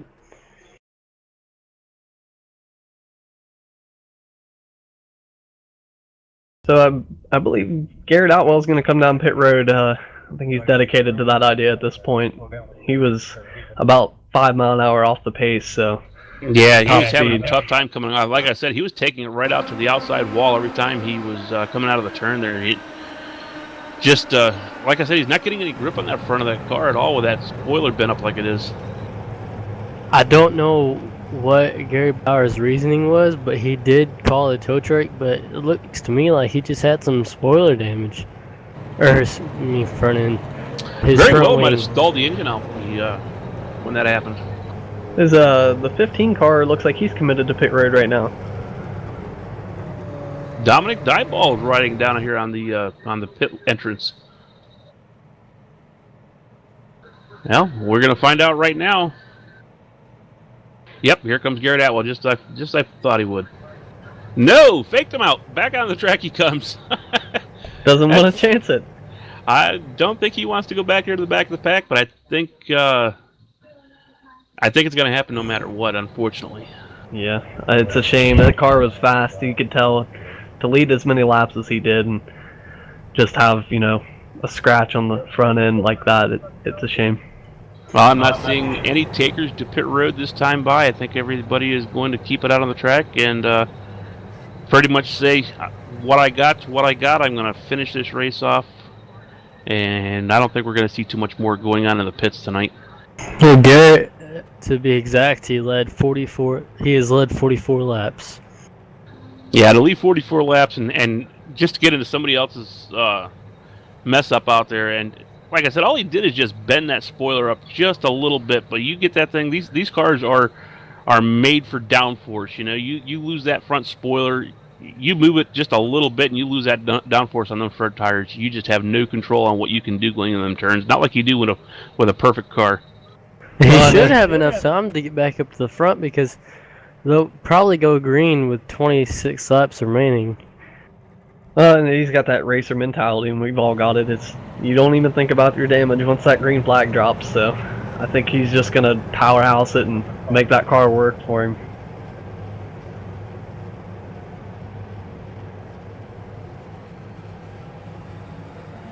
On another random event here, we got Charlie Starks up to 4th place, cracking the top 5. This could be a season high finish for him if he can bring her home. Jacob Nye also, he's made it back up to 5th position after that restart there. I believe he restarted 7th or 8th, and he's back up into 5th. So he may be looking to get himself back up here to the front of the pack. Nathan Sedlak gets the lucky dog, puts him back on the lead lap, gives us 14 cars back on the lead lap. So we'll have Kevin McCarthy, Garrett Atwell, Dominic Dieball, Charles Starks, Jacob Nye, James Brown, Michael Churchman, Michael Johnson, Don Stevenson, TJ Graves, Eric Davis, Michael McMinn, and Joel Wood, and like I said, Nathan Sedlak getting his lap back. 14 cars back on the lead lap. So this is going to be a really good race to the end.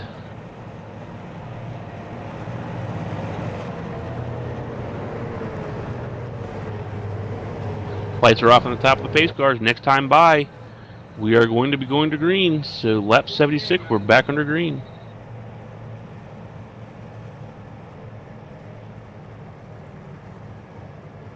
believe it's Steve Abagai. I'm not sure how to pronounce that last name. Asked if we had any predictions up here at LSR.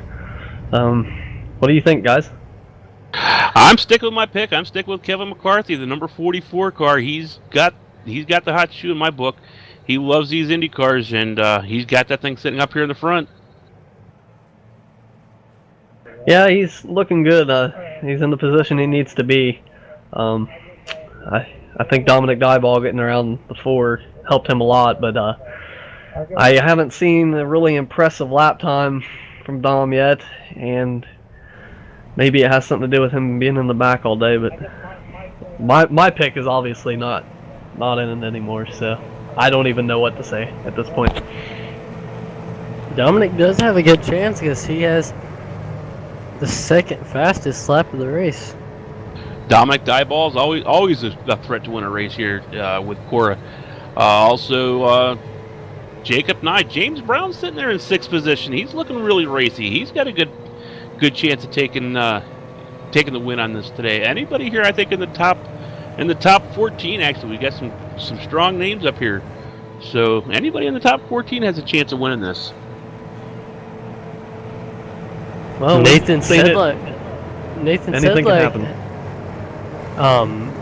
has got a reset, so he may have a chance of getting back up at the front if he's lucky enough.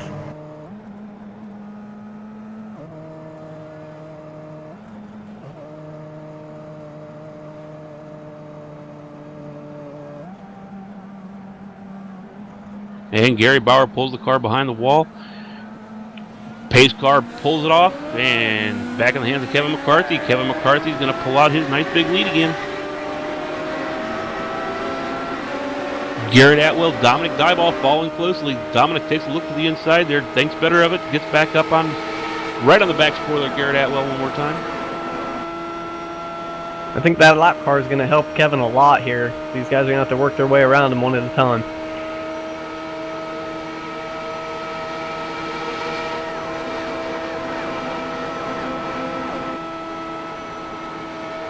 That would be the 26th the 26th car. Marcus Babb one lap down. He's in between Kevin McCarthy and Garrett Atwell right now. Here comes Dominic Dieball looking to the inside of Garrett Atwell for 2nd position. Able to make that pass clean. Kevin does have a 2.5 lead. He's got a 2.5 lead, but if he he's got Dominic Dieball now here sitting in 2nd position, and he is moving. He has actually pulled out a pretty good lead off of Garrett Atwell. Charlie Starks is now taking a look to the inside of Garrett. Get around him. That damage is still there. It's still showing up every time that Garrett goes into the turn. He's not able to stay in the throttle. He's have to back off the throttle. Everybody's just going around him. We're rounding off laps really quick here. Then these guys going to do it. They need to do it now. So Dom knows that. All right, now Kevin McCarthy looks like the class of the field here with almost a 2.5 lead. Just saw a puff of smoke there from somebody. Kevin ran a faster lap than Dominic, so he can find time to do it. I don't see Dominic catching him. And Dom's got Jacob Nye looking on his inside now. It's I think that race between those two is going to give Kevin even more of an advantage. I think that's the race of the field right now, is the race between Jacob Nye and Dominic Dieball.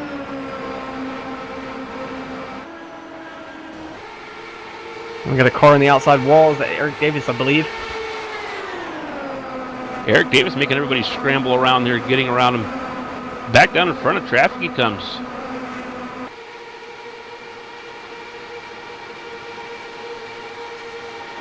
This car is pretty towed out. I think Jacob's working that outside to see if he can pull it off.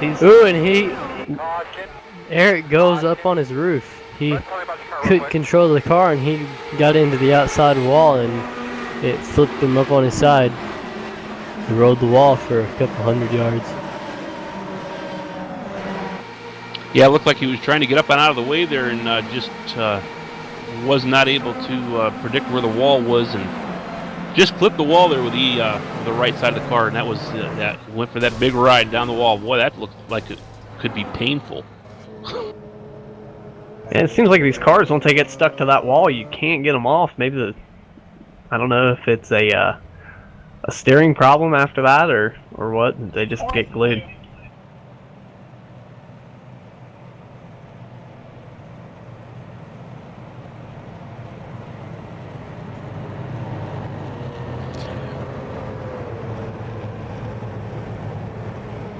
But this caution flag is going to bring everybody right back up on the back spoiler. Dominic Dyball, or of Kevin McCarthy. Dominic Dyball is going to be right on his rear spoiler for the restart here.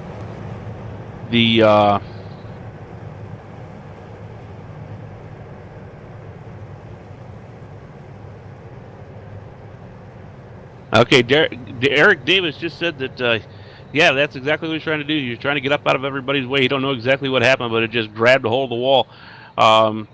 Something about horse glue, I don't know. But he was stuck there and nowhere else to go. But they're telling me we need to go to commercial break. So this is Carl at Indianapolis Motor Speedway for the Collision AutoBody 101.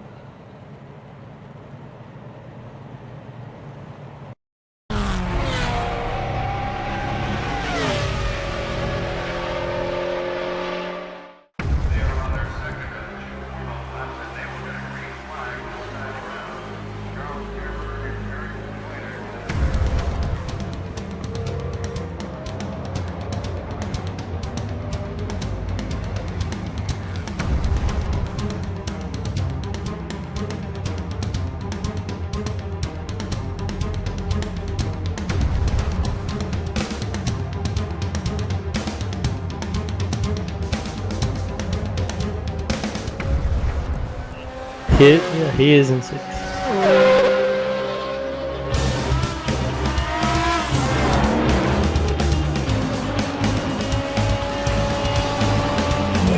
Yeah, his fastest lap is only a 39.55.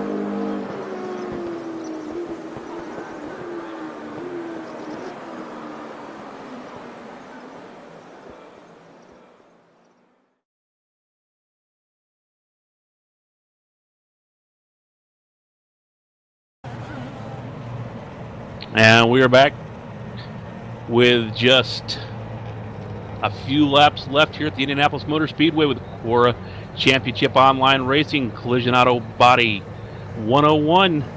We have Kevin McCarthy, Dominic Dyball, Jacob Nye, Michael Churchman, Charlie Starks here for the top 5 cars. Guys, it's coming down to the nitty-gritty here. What do you think it's going to take? Consistency. You're looking at these guys that are pretty much having career days for them, like Charlie Starks, James Brown, and you know they want to win the race, but at the same time, I think they're pretty content with where they're running. So I think Kevin McCarthy's got this sealed up, unless Dominic Dyball shows a lot more speed. I don't see anybody taking it away from him. Well, we got James Brown back here sitting in 6th position. He's got a fast car. We've seen him today make his way up to the front of the field once. He may have enough laps to do it again.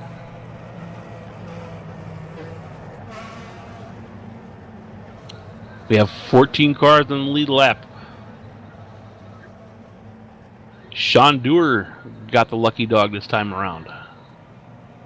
It's a big disappointment for Garrett Atwell, leading 44 laps, and he's back to 12th due to front end damage.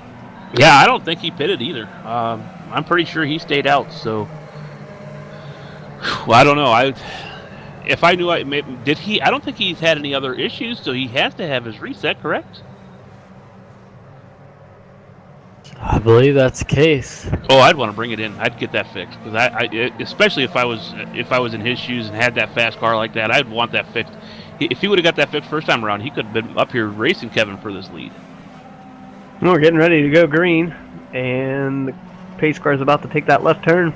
Kevin McCarthy is about to take that lead. Let's see what he can do. Get a good restart. Looks like he got his damage fixed. Kevin McCarthy hits the loud pedal and back off to a nice big jump on the field. I think he loves to see that 26 behind him every time. It's really helping him a lot. That advantage that lap car brings.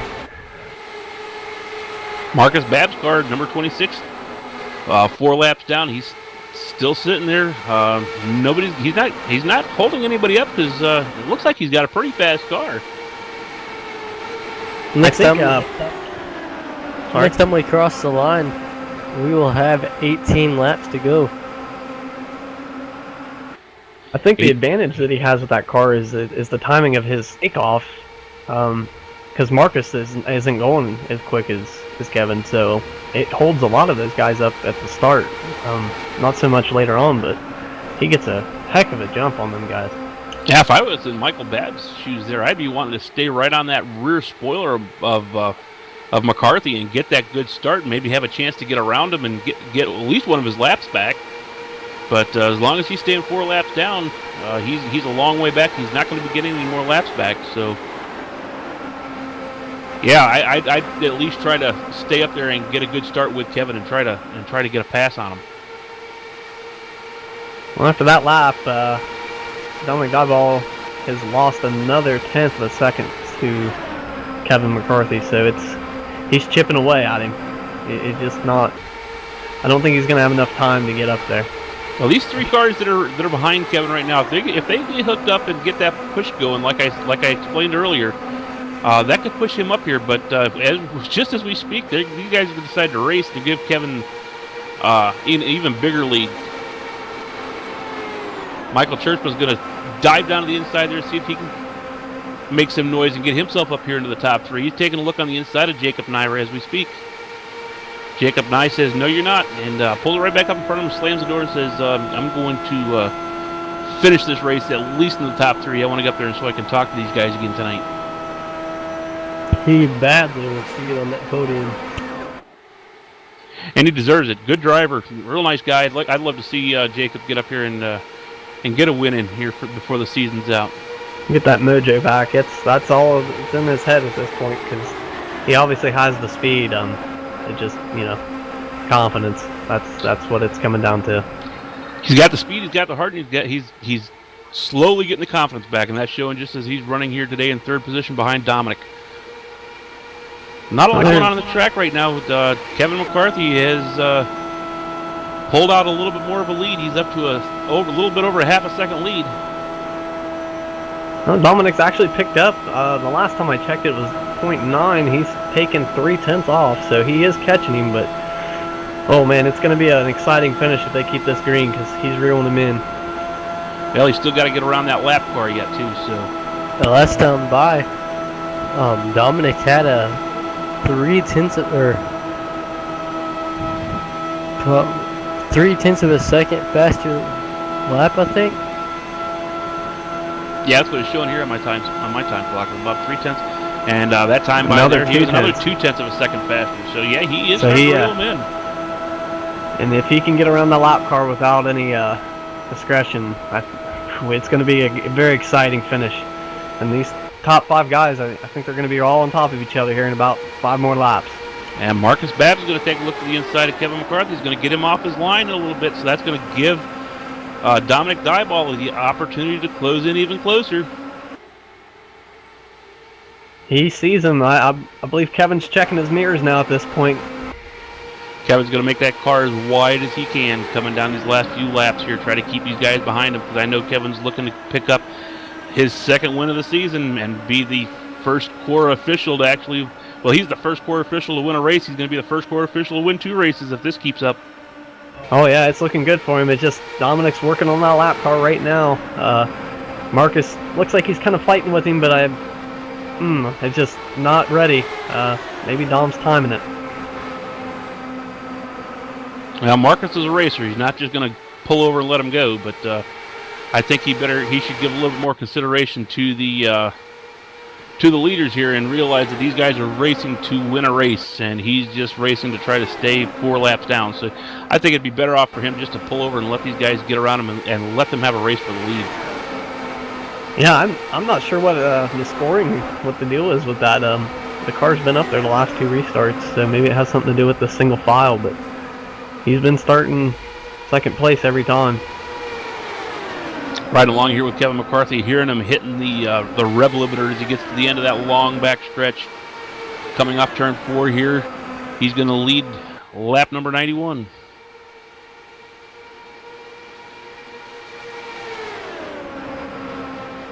Charlie Starks.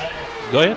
Oh, sorry, I was just noticing Charlie Starks is a little off the pace. He's dropping back. He's lost about 3 positions since we went green. Garrett Otwell went to pit road. There will be a caution. Caution on the field. And just as I was talking about him, something happened. We won't tell him that you did that. It's a shame, man. He was having a great race. Yeah, it looks like Charlie Starks was running with the number 24 of... It looks like Everett got loose. Lane, yeah. It looks like Everett got loose on that. And if I'm not mistaken, that yellow car that we just saw pirouetting past us there was our old leader of Garrett Atwell. So we had 2 simultaneous accidents right next to each other. And looks like that's going to be the end of Garrett Atwell's night. He's going to pull it behind the wall.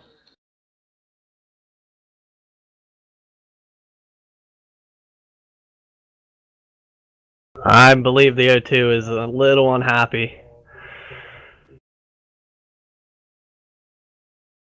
Yeah, I mean, if you watch the replay, he'll see Everett Lane's one of the cleanest drivers out on this racetrack. So I don't think that Everett would have done anything like that on purpose. Everett got loose on that and just got up into him there. So I think he's going to be maybe rethinking that. Everybody gets a little bit upset. Well, everybody gets very upset when they're wrecked. And yeah, I don't... Yeah, I just heard over the radio Everett is getting an EOL and a black flag for causing that wreck. And Charles Stark's having a really hard time getting back to pit road. He's now spun it 3 times on the way back to pit road, trying to stay ahead of the pace car. He got her back around, but man, he was going to have a career day. I mean, he hasn't really lost a lot. It's still a solid finish, and I see him maybe cracking the top 10 still, but and even the leader, Garrett Atwell led all those laps, and now I think he's gonna DNF. Yeah, Garrett Atwell has pulled it behind the wall and parked it. Damage is too much to repair. Back up here in the front, Kevin McCarthy, followed closely by Dominic Dyball, Jacob Nye. Still has that lap car in between them, though. Marcus Babbs may be the spoiler here. Yeah, Kevin, he's better on the starts, it looks like. And then Dominic's car comes in later in the run. And Kevin gets such good restarts. So I don't think Dominic's going to be able to get in the lead. Once this lap car in the way, I don't know why it's still there, but I think that's going to be the advantage for Kevin if he can get that good restart. Well, 6 laps to go here at the start. Kevin, like you said, he does get that big jump there at the beginning of the race where Dominic has to kind of let his tires warm back up, and I don't think he's going to be able to do it in 6 laps. So right now, this is Kevin McCarthy's race to lose. He's got he's got right now the class of the field. Got a nice cushion behind him too. They disabled driver chat. Something going on the track. You get into this point where you start getting a bunch of cautions towards the end of a race. Tempers start to flare, people start to get aggravated. So yeah, probably discretion is better part of valor here. Keep people from cussing each other out and getting themselves booted out of a race. I must be at Richmond. I didn't realize this was a short track. Well, it's back enabled for the drivers. Yeah, they got them quieted down, so they turned it back on. I'm sure they were given the, hey guys, it's time to calm it down and let's finish this race. Everett Lane gets his chat completely disabled. Maybe that's what they were trying to do in the first place. So Everett, Not sure what's going on with that. I think Everett got black flagged on that incident there. I think he's not very happy with the call. Tempers are rising here. Maybe our ratings will go up for this. It's short track Indy cars, I guess. So is Garrett Atwell's. It seems like Bristol. It's definitely, I don't know. It looks like they EOL'd the lap car. Maybe the 26 is going to the back, so this completely changes the strategy that Kevin McCarthy had. Yeah, they disabled Garrett Atwell's chat too. Well,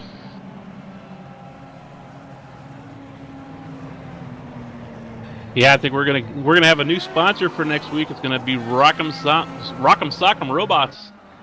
These guys are getting angry out here. Marcus Babb apparently wrecked under caution. He got drawn to the back of the field. I guess the last 10 laps to go, lap cars go to the back, and I'm not sure what happened there. Looks like Marcus is going to pull his car behind the wall, and he's going to call it a night also.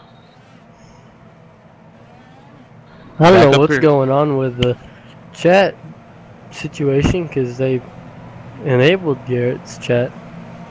Maybe I know he uses the hotbox or the command prompt, and maybe the 24 came out as the 4 and disabled the wrong person. Well, we got back up here in the front now, Kevin McCarthy, Dominic Dieball, Jacob Nye, Michael Churchman, Michael E. Johnson, James Brown right there in 6th position, ready to strike if any one of these guys up here in the front make a mistake. The light is off on the top of the pace car. We are going to be going green this time by. About to get real exciting, boys. All right, let's strap it in here. Michael, he's not even in the lead here. It's Kevin McCarthy. As he hits the loud pedal, Kevin McCarthy takes the big lead one more time. I think Dominic Dieball is still in his draft, so he's going to have his hands full.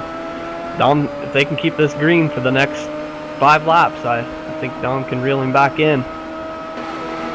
Kevin McCarthy's hanging on to the lead here as we head on down through into the backstretch. He's trying to keep him out of that draft. He went to the bottom of the backstretch that time. He's working that car, trying to manipulate it.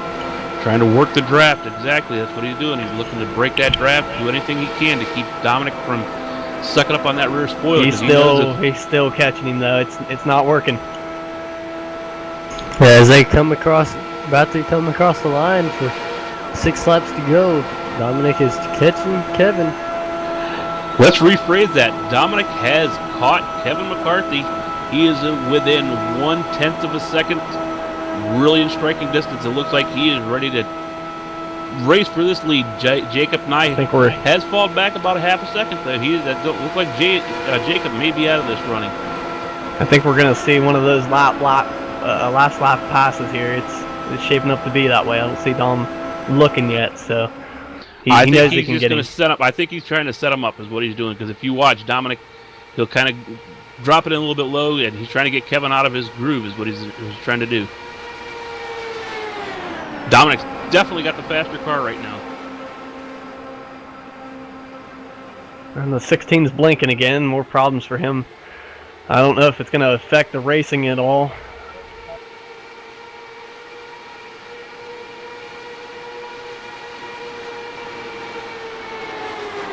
Listening to these cars, I'm riding along with Kevin McCarthy. You can hear these things. You can hear these cars hitting the rev limiter as Jacob Nye is flashing badly. Every time he comes back up on the track, you're seeing a big puff of smoke coming out. That's got to be disheartening to the guys behind him. Michael Churchman is making comment on that. He don't know exactly where to go if something happens. That's got to be kind of a scary feeling back there, not knowing where that car is going to wind up coming back on the track. Yeah, you don't know where to pass him if you don't know where he is. Oh, Dom is just working on that back bumper. I don't know if he's picking and choosing where he's going to make his run, but he needs to stay glued to that rear bumper. I think you're going to see a last lap, last turn pass for the lead. He's looking. There he is. He's looking. I think that's where he's going to try it. He's going down low, but he can't. He tucked back in. He's looking to the inside, tucked back in. And he's diving in. He's under him. Dominic Dyball gets underneath him. He's got a little loose. That may be the end of it. I think that was it for him. I think Kevin's got this one sealed in. Now the race is Dominic's going to fall back into the grips of Jacob Nye. So Jacob's got his chance of getting up here into second place as long as he can keep that car on the track invisible. He's got a chance to at least pull off a second place finish here. When they pass the line this time, it'll only be 2 laps to go. That was one heck of a run there by Dominic Dyball, though. Jacob is letting the 88 by. I think he's flashing way too hard. Michael Churchman now makes it up here into the third place for podium finish here at Indianapolis Motor Speedway. Looks like Kevin keeps this up. He's only got one more lap to go after here, and he's going to be drinking the milk and kissing the bricks, boys. And Dom's going to try that one more run. I don't think he has enough time to do it. Too much track, too much time. Too much track, too much time. Unless Kevin just gets really loose, it's his to lose. And they're about to cross the line for the very last lap of the race. We got a white flag on the field. White flag is in the air. Kevin McCarthy's leading. Dominic Dyball, Michael Churchman, Jacob Nye, Michael E. Johnson. James Brown has not lost any position. He's still sitting there in 6th position. Churchman's trying for a second place. Second place finish maybe for Michael Churchman. He's looking to the outside. Dom's trying to get the lead. It's going to be a drag race. He took the turn. Too tight. Oh, Michael Churchman the wall. Hard into the wall. Jacob Nye makes it around. Just about gets the car sideways. Jacob Nye down in the inside wall hard. Oh, Michael E. Johnson's going to Kevin McCarthy. Kevin McCarthy crosses the line for the win. Crosses the line as the winner. Dominic Dyball is number 2. Michael Johnson. And in that last bit, James Brown has brought it all the way up to 4th position. That is, wow, what a finish. It's a shame, man. Jacob had it sealed up, and then, wow. Not exactly sure what happened, but this is 2 weeks in a row now. We've had some exciting stuff happen there on the last lap of the race. Oh, man, it all started when Churchman just touched the wall ever so slightly. Man, that's a tough break for everyone behind him. It looks like Churchman just got loose coming out of the turn, and he got into the wall. And then right after that, Nye went under him. He got sideways, but he saved it. It was just on from there. Once he saved it, it just broke loose. He overcorrected it is basically what happened, and that was the end of it. And Churchman just slammed into that wall again. He drove it real deep into that first turn, and it got tight on him. I think he was trying to save it off the wall and oversteered it. He just had that mistake of driving a little bit too hard, trying a little bit too hard.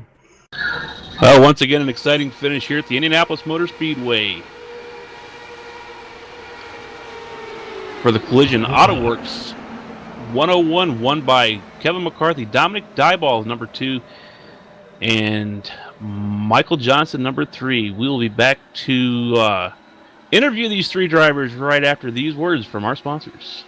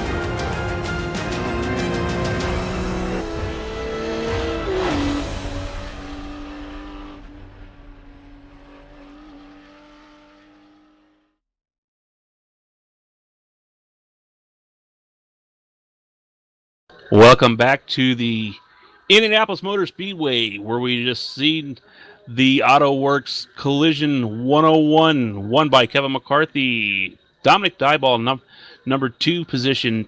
Michael Johnson in number 3 position. We have James Brown, Nathan Sedlak, TJ Graves coming in number 6, Don Stevenson number 7, Sean Dewar number 8, Michael Churchma in the 9th position. Top 10, rounding out the top 10, is Jonathan McMinn, Joel Wood, Jacob 9, Eric Davis, Everett Lane in 14th position, Charles Starks, Garrett Atwell, Marcus Babbs, Dylan Adcard, Gary Bauer, Jason Halverson, and John Pansula.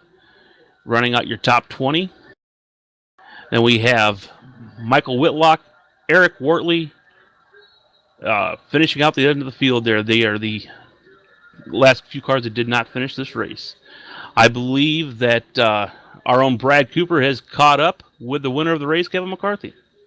Yeah, I have, down here on pit road, and we've pretty much seen everything we could see tonight here, Kevin. What do you think the car was doing tonight? How was it handling? Did you feel confident that you were going to win, or were you just content running top 5 tonight? I was pretty content in running top 5 and was going to kind of take what was given to me as the race progressed. I wasn't really anticipating trying to win it. I was just placing my car where it wanted to go. And following on fuel strategy, I don't know if you guys were watching there, but at one point during pace laps, I actually bumped the wall. I was looking down at my calculations and my calculator for laps and pace laps, how much fuel I was using, how much fuel I needed to the end when I needed to pit. And that whole pit strategy seemed to work out for me and put me up at the front, which eventually paid off. Well, it looked like you had a little bit of a cushion there on those last couple restarts with Marcus Babb being behind you, but how crucial was the restarts? You know, getting that jump, it looked like you could get a second jump and Dom would reel you back in, but how much did that play a role into your finish? Yeah, well, the first gear was, I practiced that pretty much all week by myself, just the first gear restarts and making sure that I could get into it as hard as I could. And if I was in the lead, anticipating that, using that first gear restart and just hammering it and shifting up through the gears and doing the line that I needed to do to get going and get away from them and hold as many laps as I could, unknowing it could have went green and I would have been definitely battling with those guys constantly. But getting that last restart was huge. And then I want to thank Dominic Dyball for not pressing the issue on that last pass he tried to make on me there, and I owe this to him for not making a mess out of that. That was great patience and fortitude there. Yeah, it was. It looked good on screen too. A lot of crazy stuff happening there at the end of the race. And finally, I just want to know, you're the first guy to win as a CORA staff member, and now you've won 2 races. Are we going to see more Kevin McCarthy out on the track in other cars, or is this just, you know, what you want to do and that's it? Yeah, pretty much. I did get into the Legends cars quite a while ago, but really entertained by open wheel racing and the whole concept of, you know, downforce and all that, and working in draft and whatnot on the bigger tracks. I'm pretty much going to delegate myself to the Indy cars. If the Indy cars don't return, then I might have to find one race that I might get into. But yeah, the Indy cars are my true passion, along with the F1 road courses. But tonight's win is just means way more to me than the Indy race. I told those guys earlier out in the track, I said, you know, the win sure meant something at the Glen, but that was like 5 to 6 months of work, just practicing all the time.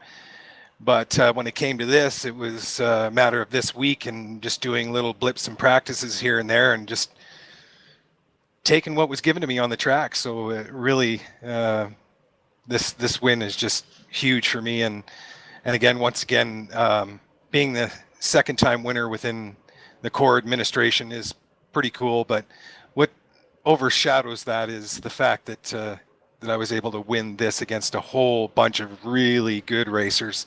awesome job by everybody tonight, and I'm really shook up as far as getting this win, because it's well deserved out in front of these guys, I'll tell you that. Well, we appreciate the modesty, but you did quite well. You look good out on the track. You got anybody you want to give a shout out to? Want to thank for tonight's win?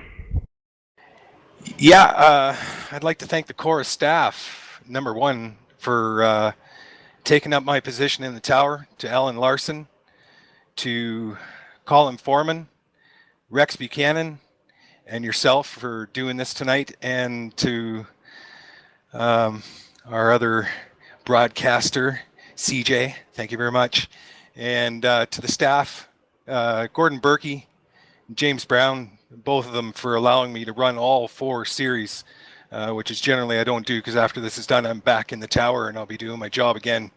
So immense shout out to every one of the staff. If I've missed anyone, he is, including Terry Hurley, who's not with us tonight, but probably watching on the race. Hope, Terry, you get better, buddy. Had a bad eye injury a couple of weeks ago there, almost lost his eye. Hope everything's good for you, Terry. Alrighty, well, we appreciate it, and good luck next week at Michigan. I think you got something for those guys. Down there with Kyle, he's caught up with Dominic Dyball, our second place finisher. Send it down to him. Dominic, do you have a copy? I've got a copy, buddy. How do you think your race went? Oh my gosh, it started off pretty bad. I got caught up in that first wreck and was a lap down and had to fight my way back, and it was all pit strategy at the end that saved me. Well, you made that awesome run at the end of the race, just about got around Kevin. What happened there? Oh, getting around Kevin is a little bit more than, you'd expect it to be. But going down to that corner in 3, I didn't hit it good enough to maintain it, so I had to let off the throttle. I didn't want to slide up and take a chance of taking out the leader, so I backed off just for that reason. Is there anybody out there that you want to give a shout out to? Oh, but of course, I got to give a shout out to Small Town Computers. Lance Mead, I hope you're watching tonight. I know you're back, so this one was for you. And of course, the Fast Lane boys, Everett, Michael, Joel. Couldn't do it without all of you guys. And big shout out to LSRTV and the whole of CORA staff who makes this all possible. Thank you all very much. Good race, Dominic. Oh, yeah, thank you. Let's send it back up to Brad. All right, I caught up with Michael E. Johnson, last week's winner at Homestead. Michael, you were sitting, 5th place on that last lap, and then all of a sudden the doors parted. You find yourself in 3rd with a podium. What was your strategy tonight to pull off this top 3? Well, my strategy initially was to stay up front the whole night. Fortunately, there was a little accident on lap 25, 26 that put me in the rear. But the pit crew worked hard to get me track position, to get me back on the lead lap and get me back up there. It was crazy coming off of 4, watching them part like that. And I was like, oh, wow, podium finish. Well, that's cool. So, yeah, all in all, pretty good night. All right, well, you pulled off a win last week. You had that newfound confidence, and so it really helps a driver to be consistent. You've got Michigan next week, and what are your plans for that track as far as strategy goes? You've got a lot of big names out here trying to make it into the points, but you're pretty much locked in. So are you just going to play it safe, or? Nah, probably not. My aggressive nature, I'll be up front running for a win. So expect me to be up there. Got a pretty good set going on, so we should definitely be fast enough to contend for a victory. All right, well, you doing a great job. You look good out there tonight, Michael. You got any shout-outs you'd like to give? Anybody that helps you out Mother's Day? You want to give a shout-out to your mom? Oh, of course. Happy Mother's Day, Mom, and happy Mother's Day to my wife and to all the other mothers out there. I'd like to thank RMJ Trucking for putting their decal on my car, paying my way for the season. Fast Lane Racing, Dominic Dyball, Joel Wood, Everett Lane, Rex Buchanan. I'd like to thank Kevin McCarthy. He helps us out a lot with setup advice. To LSRTV for broadcasting these CORA Sunday Money races, and to CORA, of course, for putting these on and let us have fun out here. Woohoo! Happy Mother's Day. My mom's watching, by the way. Sorry for the interruption. No, you're fine. You're fine. Everybody, happy Mother's Day, and want to thank you for sticking around and watching us. Great racing, Carl. What do you think so far? It's open wheel has been pretty exciting. Well, I caught up here with Garrett Atwell. Garrett Atwell led a bunch of the laps today, and right there towards the end, he got into. Looks like he got a little bit of front end damage. What happened out there, Garrett? Yeah, I had just an awesome car today. I mean, it was great, honestly. And there was a big wreck after I had pitted and I was good on fuel, and I just got a tiny bit of wing damage, and I stayed out because I didn't think it was going to affect me. And it did. So then I pitted, and and then later in the race, I was running, I think, 9th, and the 24 was lapped down, just racing everyone like it was the last lap, and he was the leader, and caused a big wreck and got taken out in that. Well, I hated to see that. You were running great up there. We commented many times on how many times you had some great restarts there. You every time you'd restart the race there, you'd pull off at least a half a second to a second of a lead there, but they were able to catch right back up on you. What was the secret of getting those good restarts? Just changing it up every time. I would have different restart points every time. You have a big box to restart in there on the front stretch, and yeah, that was basically it. Well, Gary, you did finish in the 16th position today. Far cry from the lead, but there's always next week. What are your plans for Michigan next week? Not get wrecked. Just go out there and do my best. That was maybe any hope today was of getting in the chase, and I'm just going to be going out for wins and good finishes. That was Garrett Atwell, ladies and gentlemen.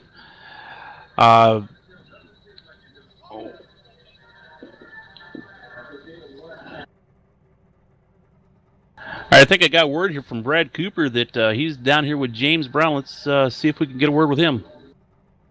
Yeah, I think we got James in here. James, you got a copy? I do. Go ahead. Hi, James. How you doing? Career high finish for you tonight, I believe. You had a kind of a rough start to the day, kind of some random stuff, but good finish overall. What was your strategy for today's race? Well, I got in right at qualifying. I just was wanting to finish. That's all I wanted to do was finish. I had technical issues tonight. I ran my audio through another computer in Minnesota, my Gordon Berkey. I ran my audio came through his computer into my headset, and that's the only audio I had tonight. So some technical issues there for you tonight. Did that affect your race overall, though? Did you feel like you were gonna, not miss you're gonna miss your shift points, miss accidents? Yeah, miss shift points. Yes, that was. I had to really concentrate on the LED lights for my shifting because there was a little bit of a delay. But other than that, it just made me concentrate a lot harder, I think, and it helped. So we got Kevin McCarthy. He's got 2 wins now. It seems like the CORA staff's really picking it up here as of late. You guys average finish tonight, and you guys think that you'll see more of Kevin McCarthy? I really want to push for this because I want to see more of Kevin and you guys out here on the track with us. Kevin is, first of all, Kevin is a very good racer, and he spends most of his time in the official box there because he absolutely loves doing that. I like seeing him out on the track, but these Indy cars, he's an open wheeler. Kevin loves open wheel racing, and you'll see him in the open wheelers. I don't know if you'll see him in the too much in the stock cars. Same here, because we concentrate more on keeping the series going and a little less on our racing. This is I don't want to say a lucky start or lucky finish because I don't want it to. Well, yes, it is a lucky finish because the talent in CORA has risen so high, and to finish in the top 10 with these guys is an honor. Well, 10-4 on that. Now we're going to Michigan next week, and it's going to be more of a, like Indianapolis. Do you have anything for those guys there? You think you got a top 10 car? Maybe make a good showing there? I haven't practiced there. Haven't done any tweaking.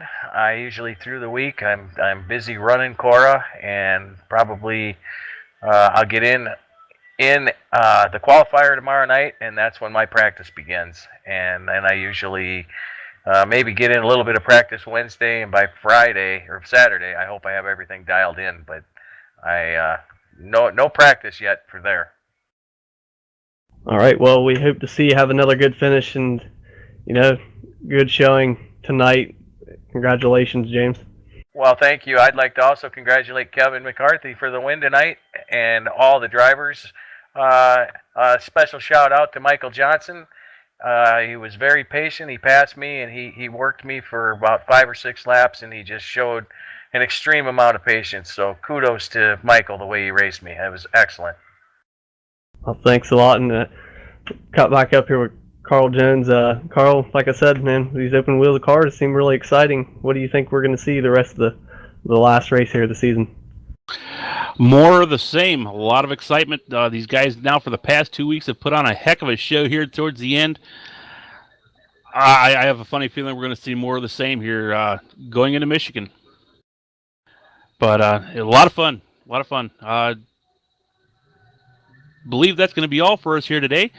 I'm Carl, and along with me today here we had Brad Cooper and Kyle Gilbert. I want to thank Laura up in the tower for doing all her work. She makes all this possible. This is Carl signing off here from the Collisions Express AutoBody 101 at the Indianapolis Motor Speedway. Everybody have a great day and God bless. Yeehaw! Excellent. Good work there, Carl. Kevin, congrats.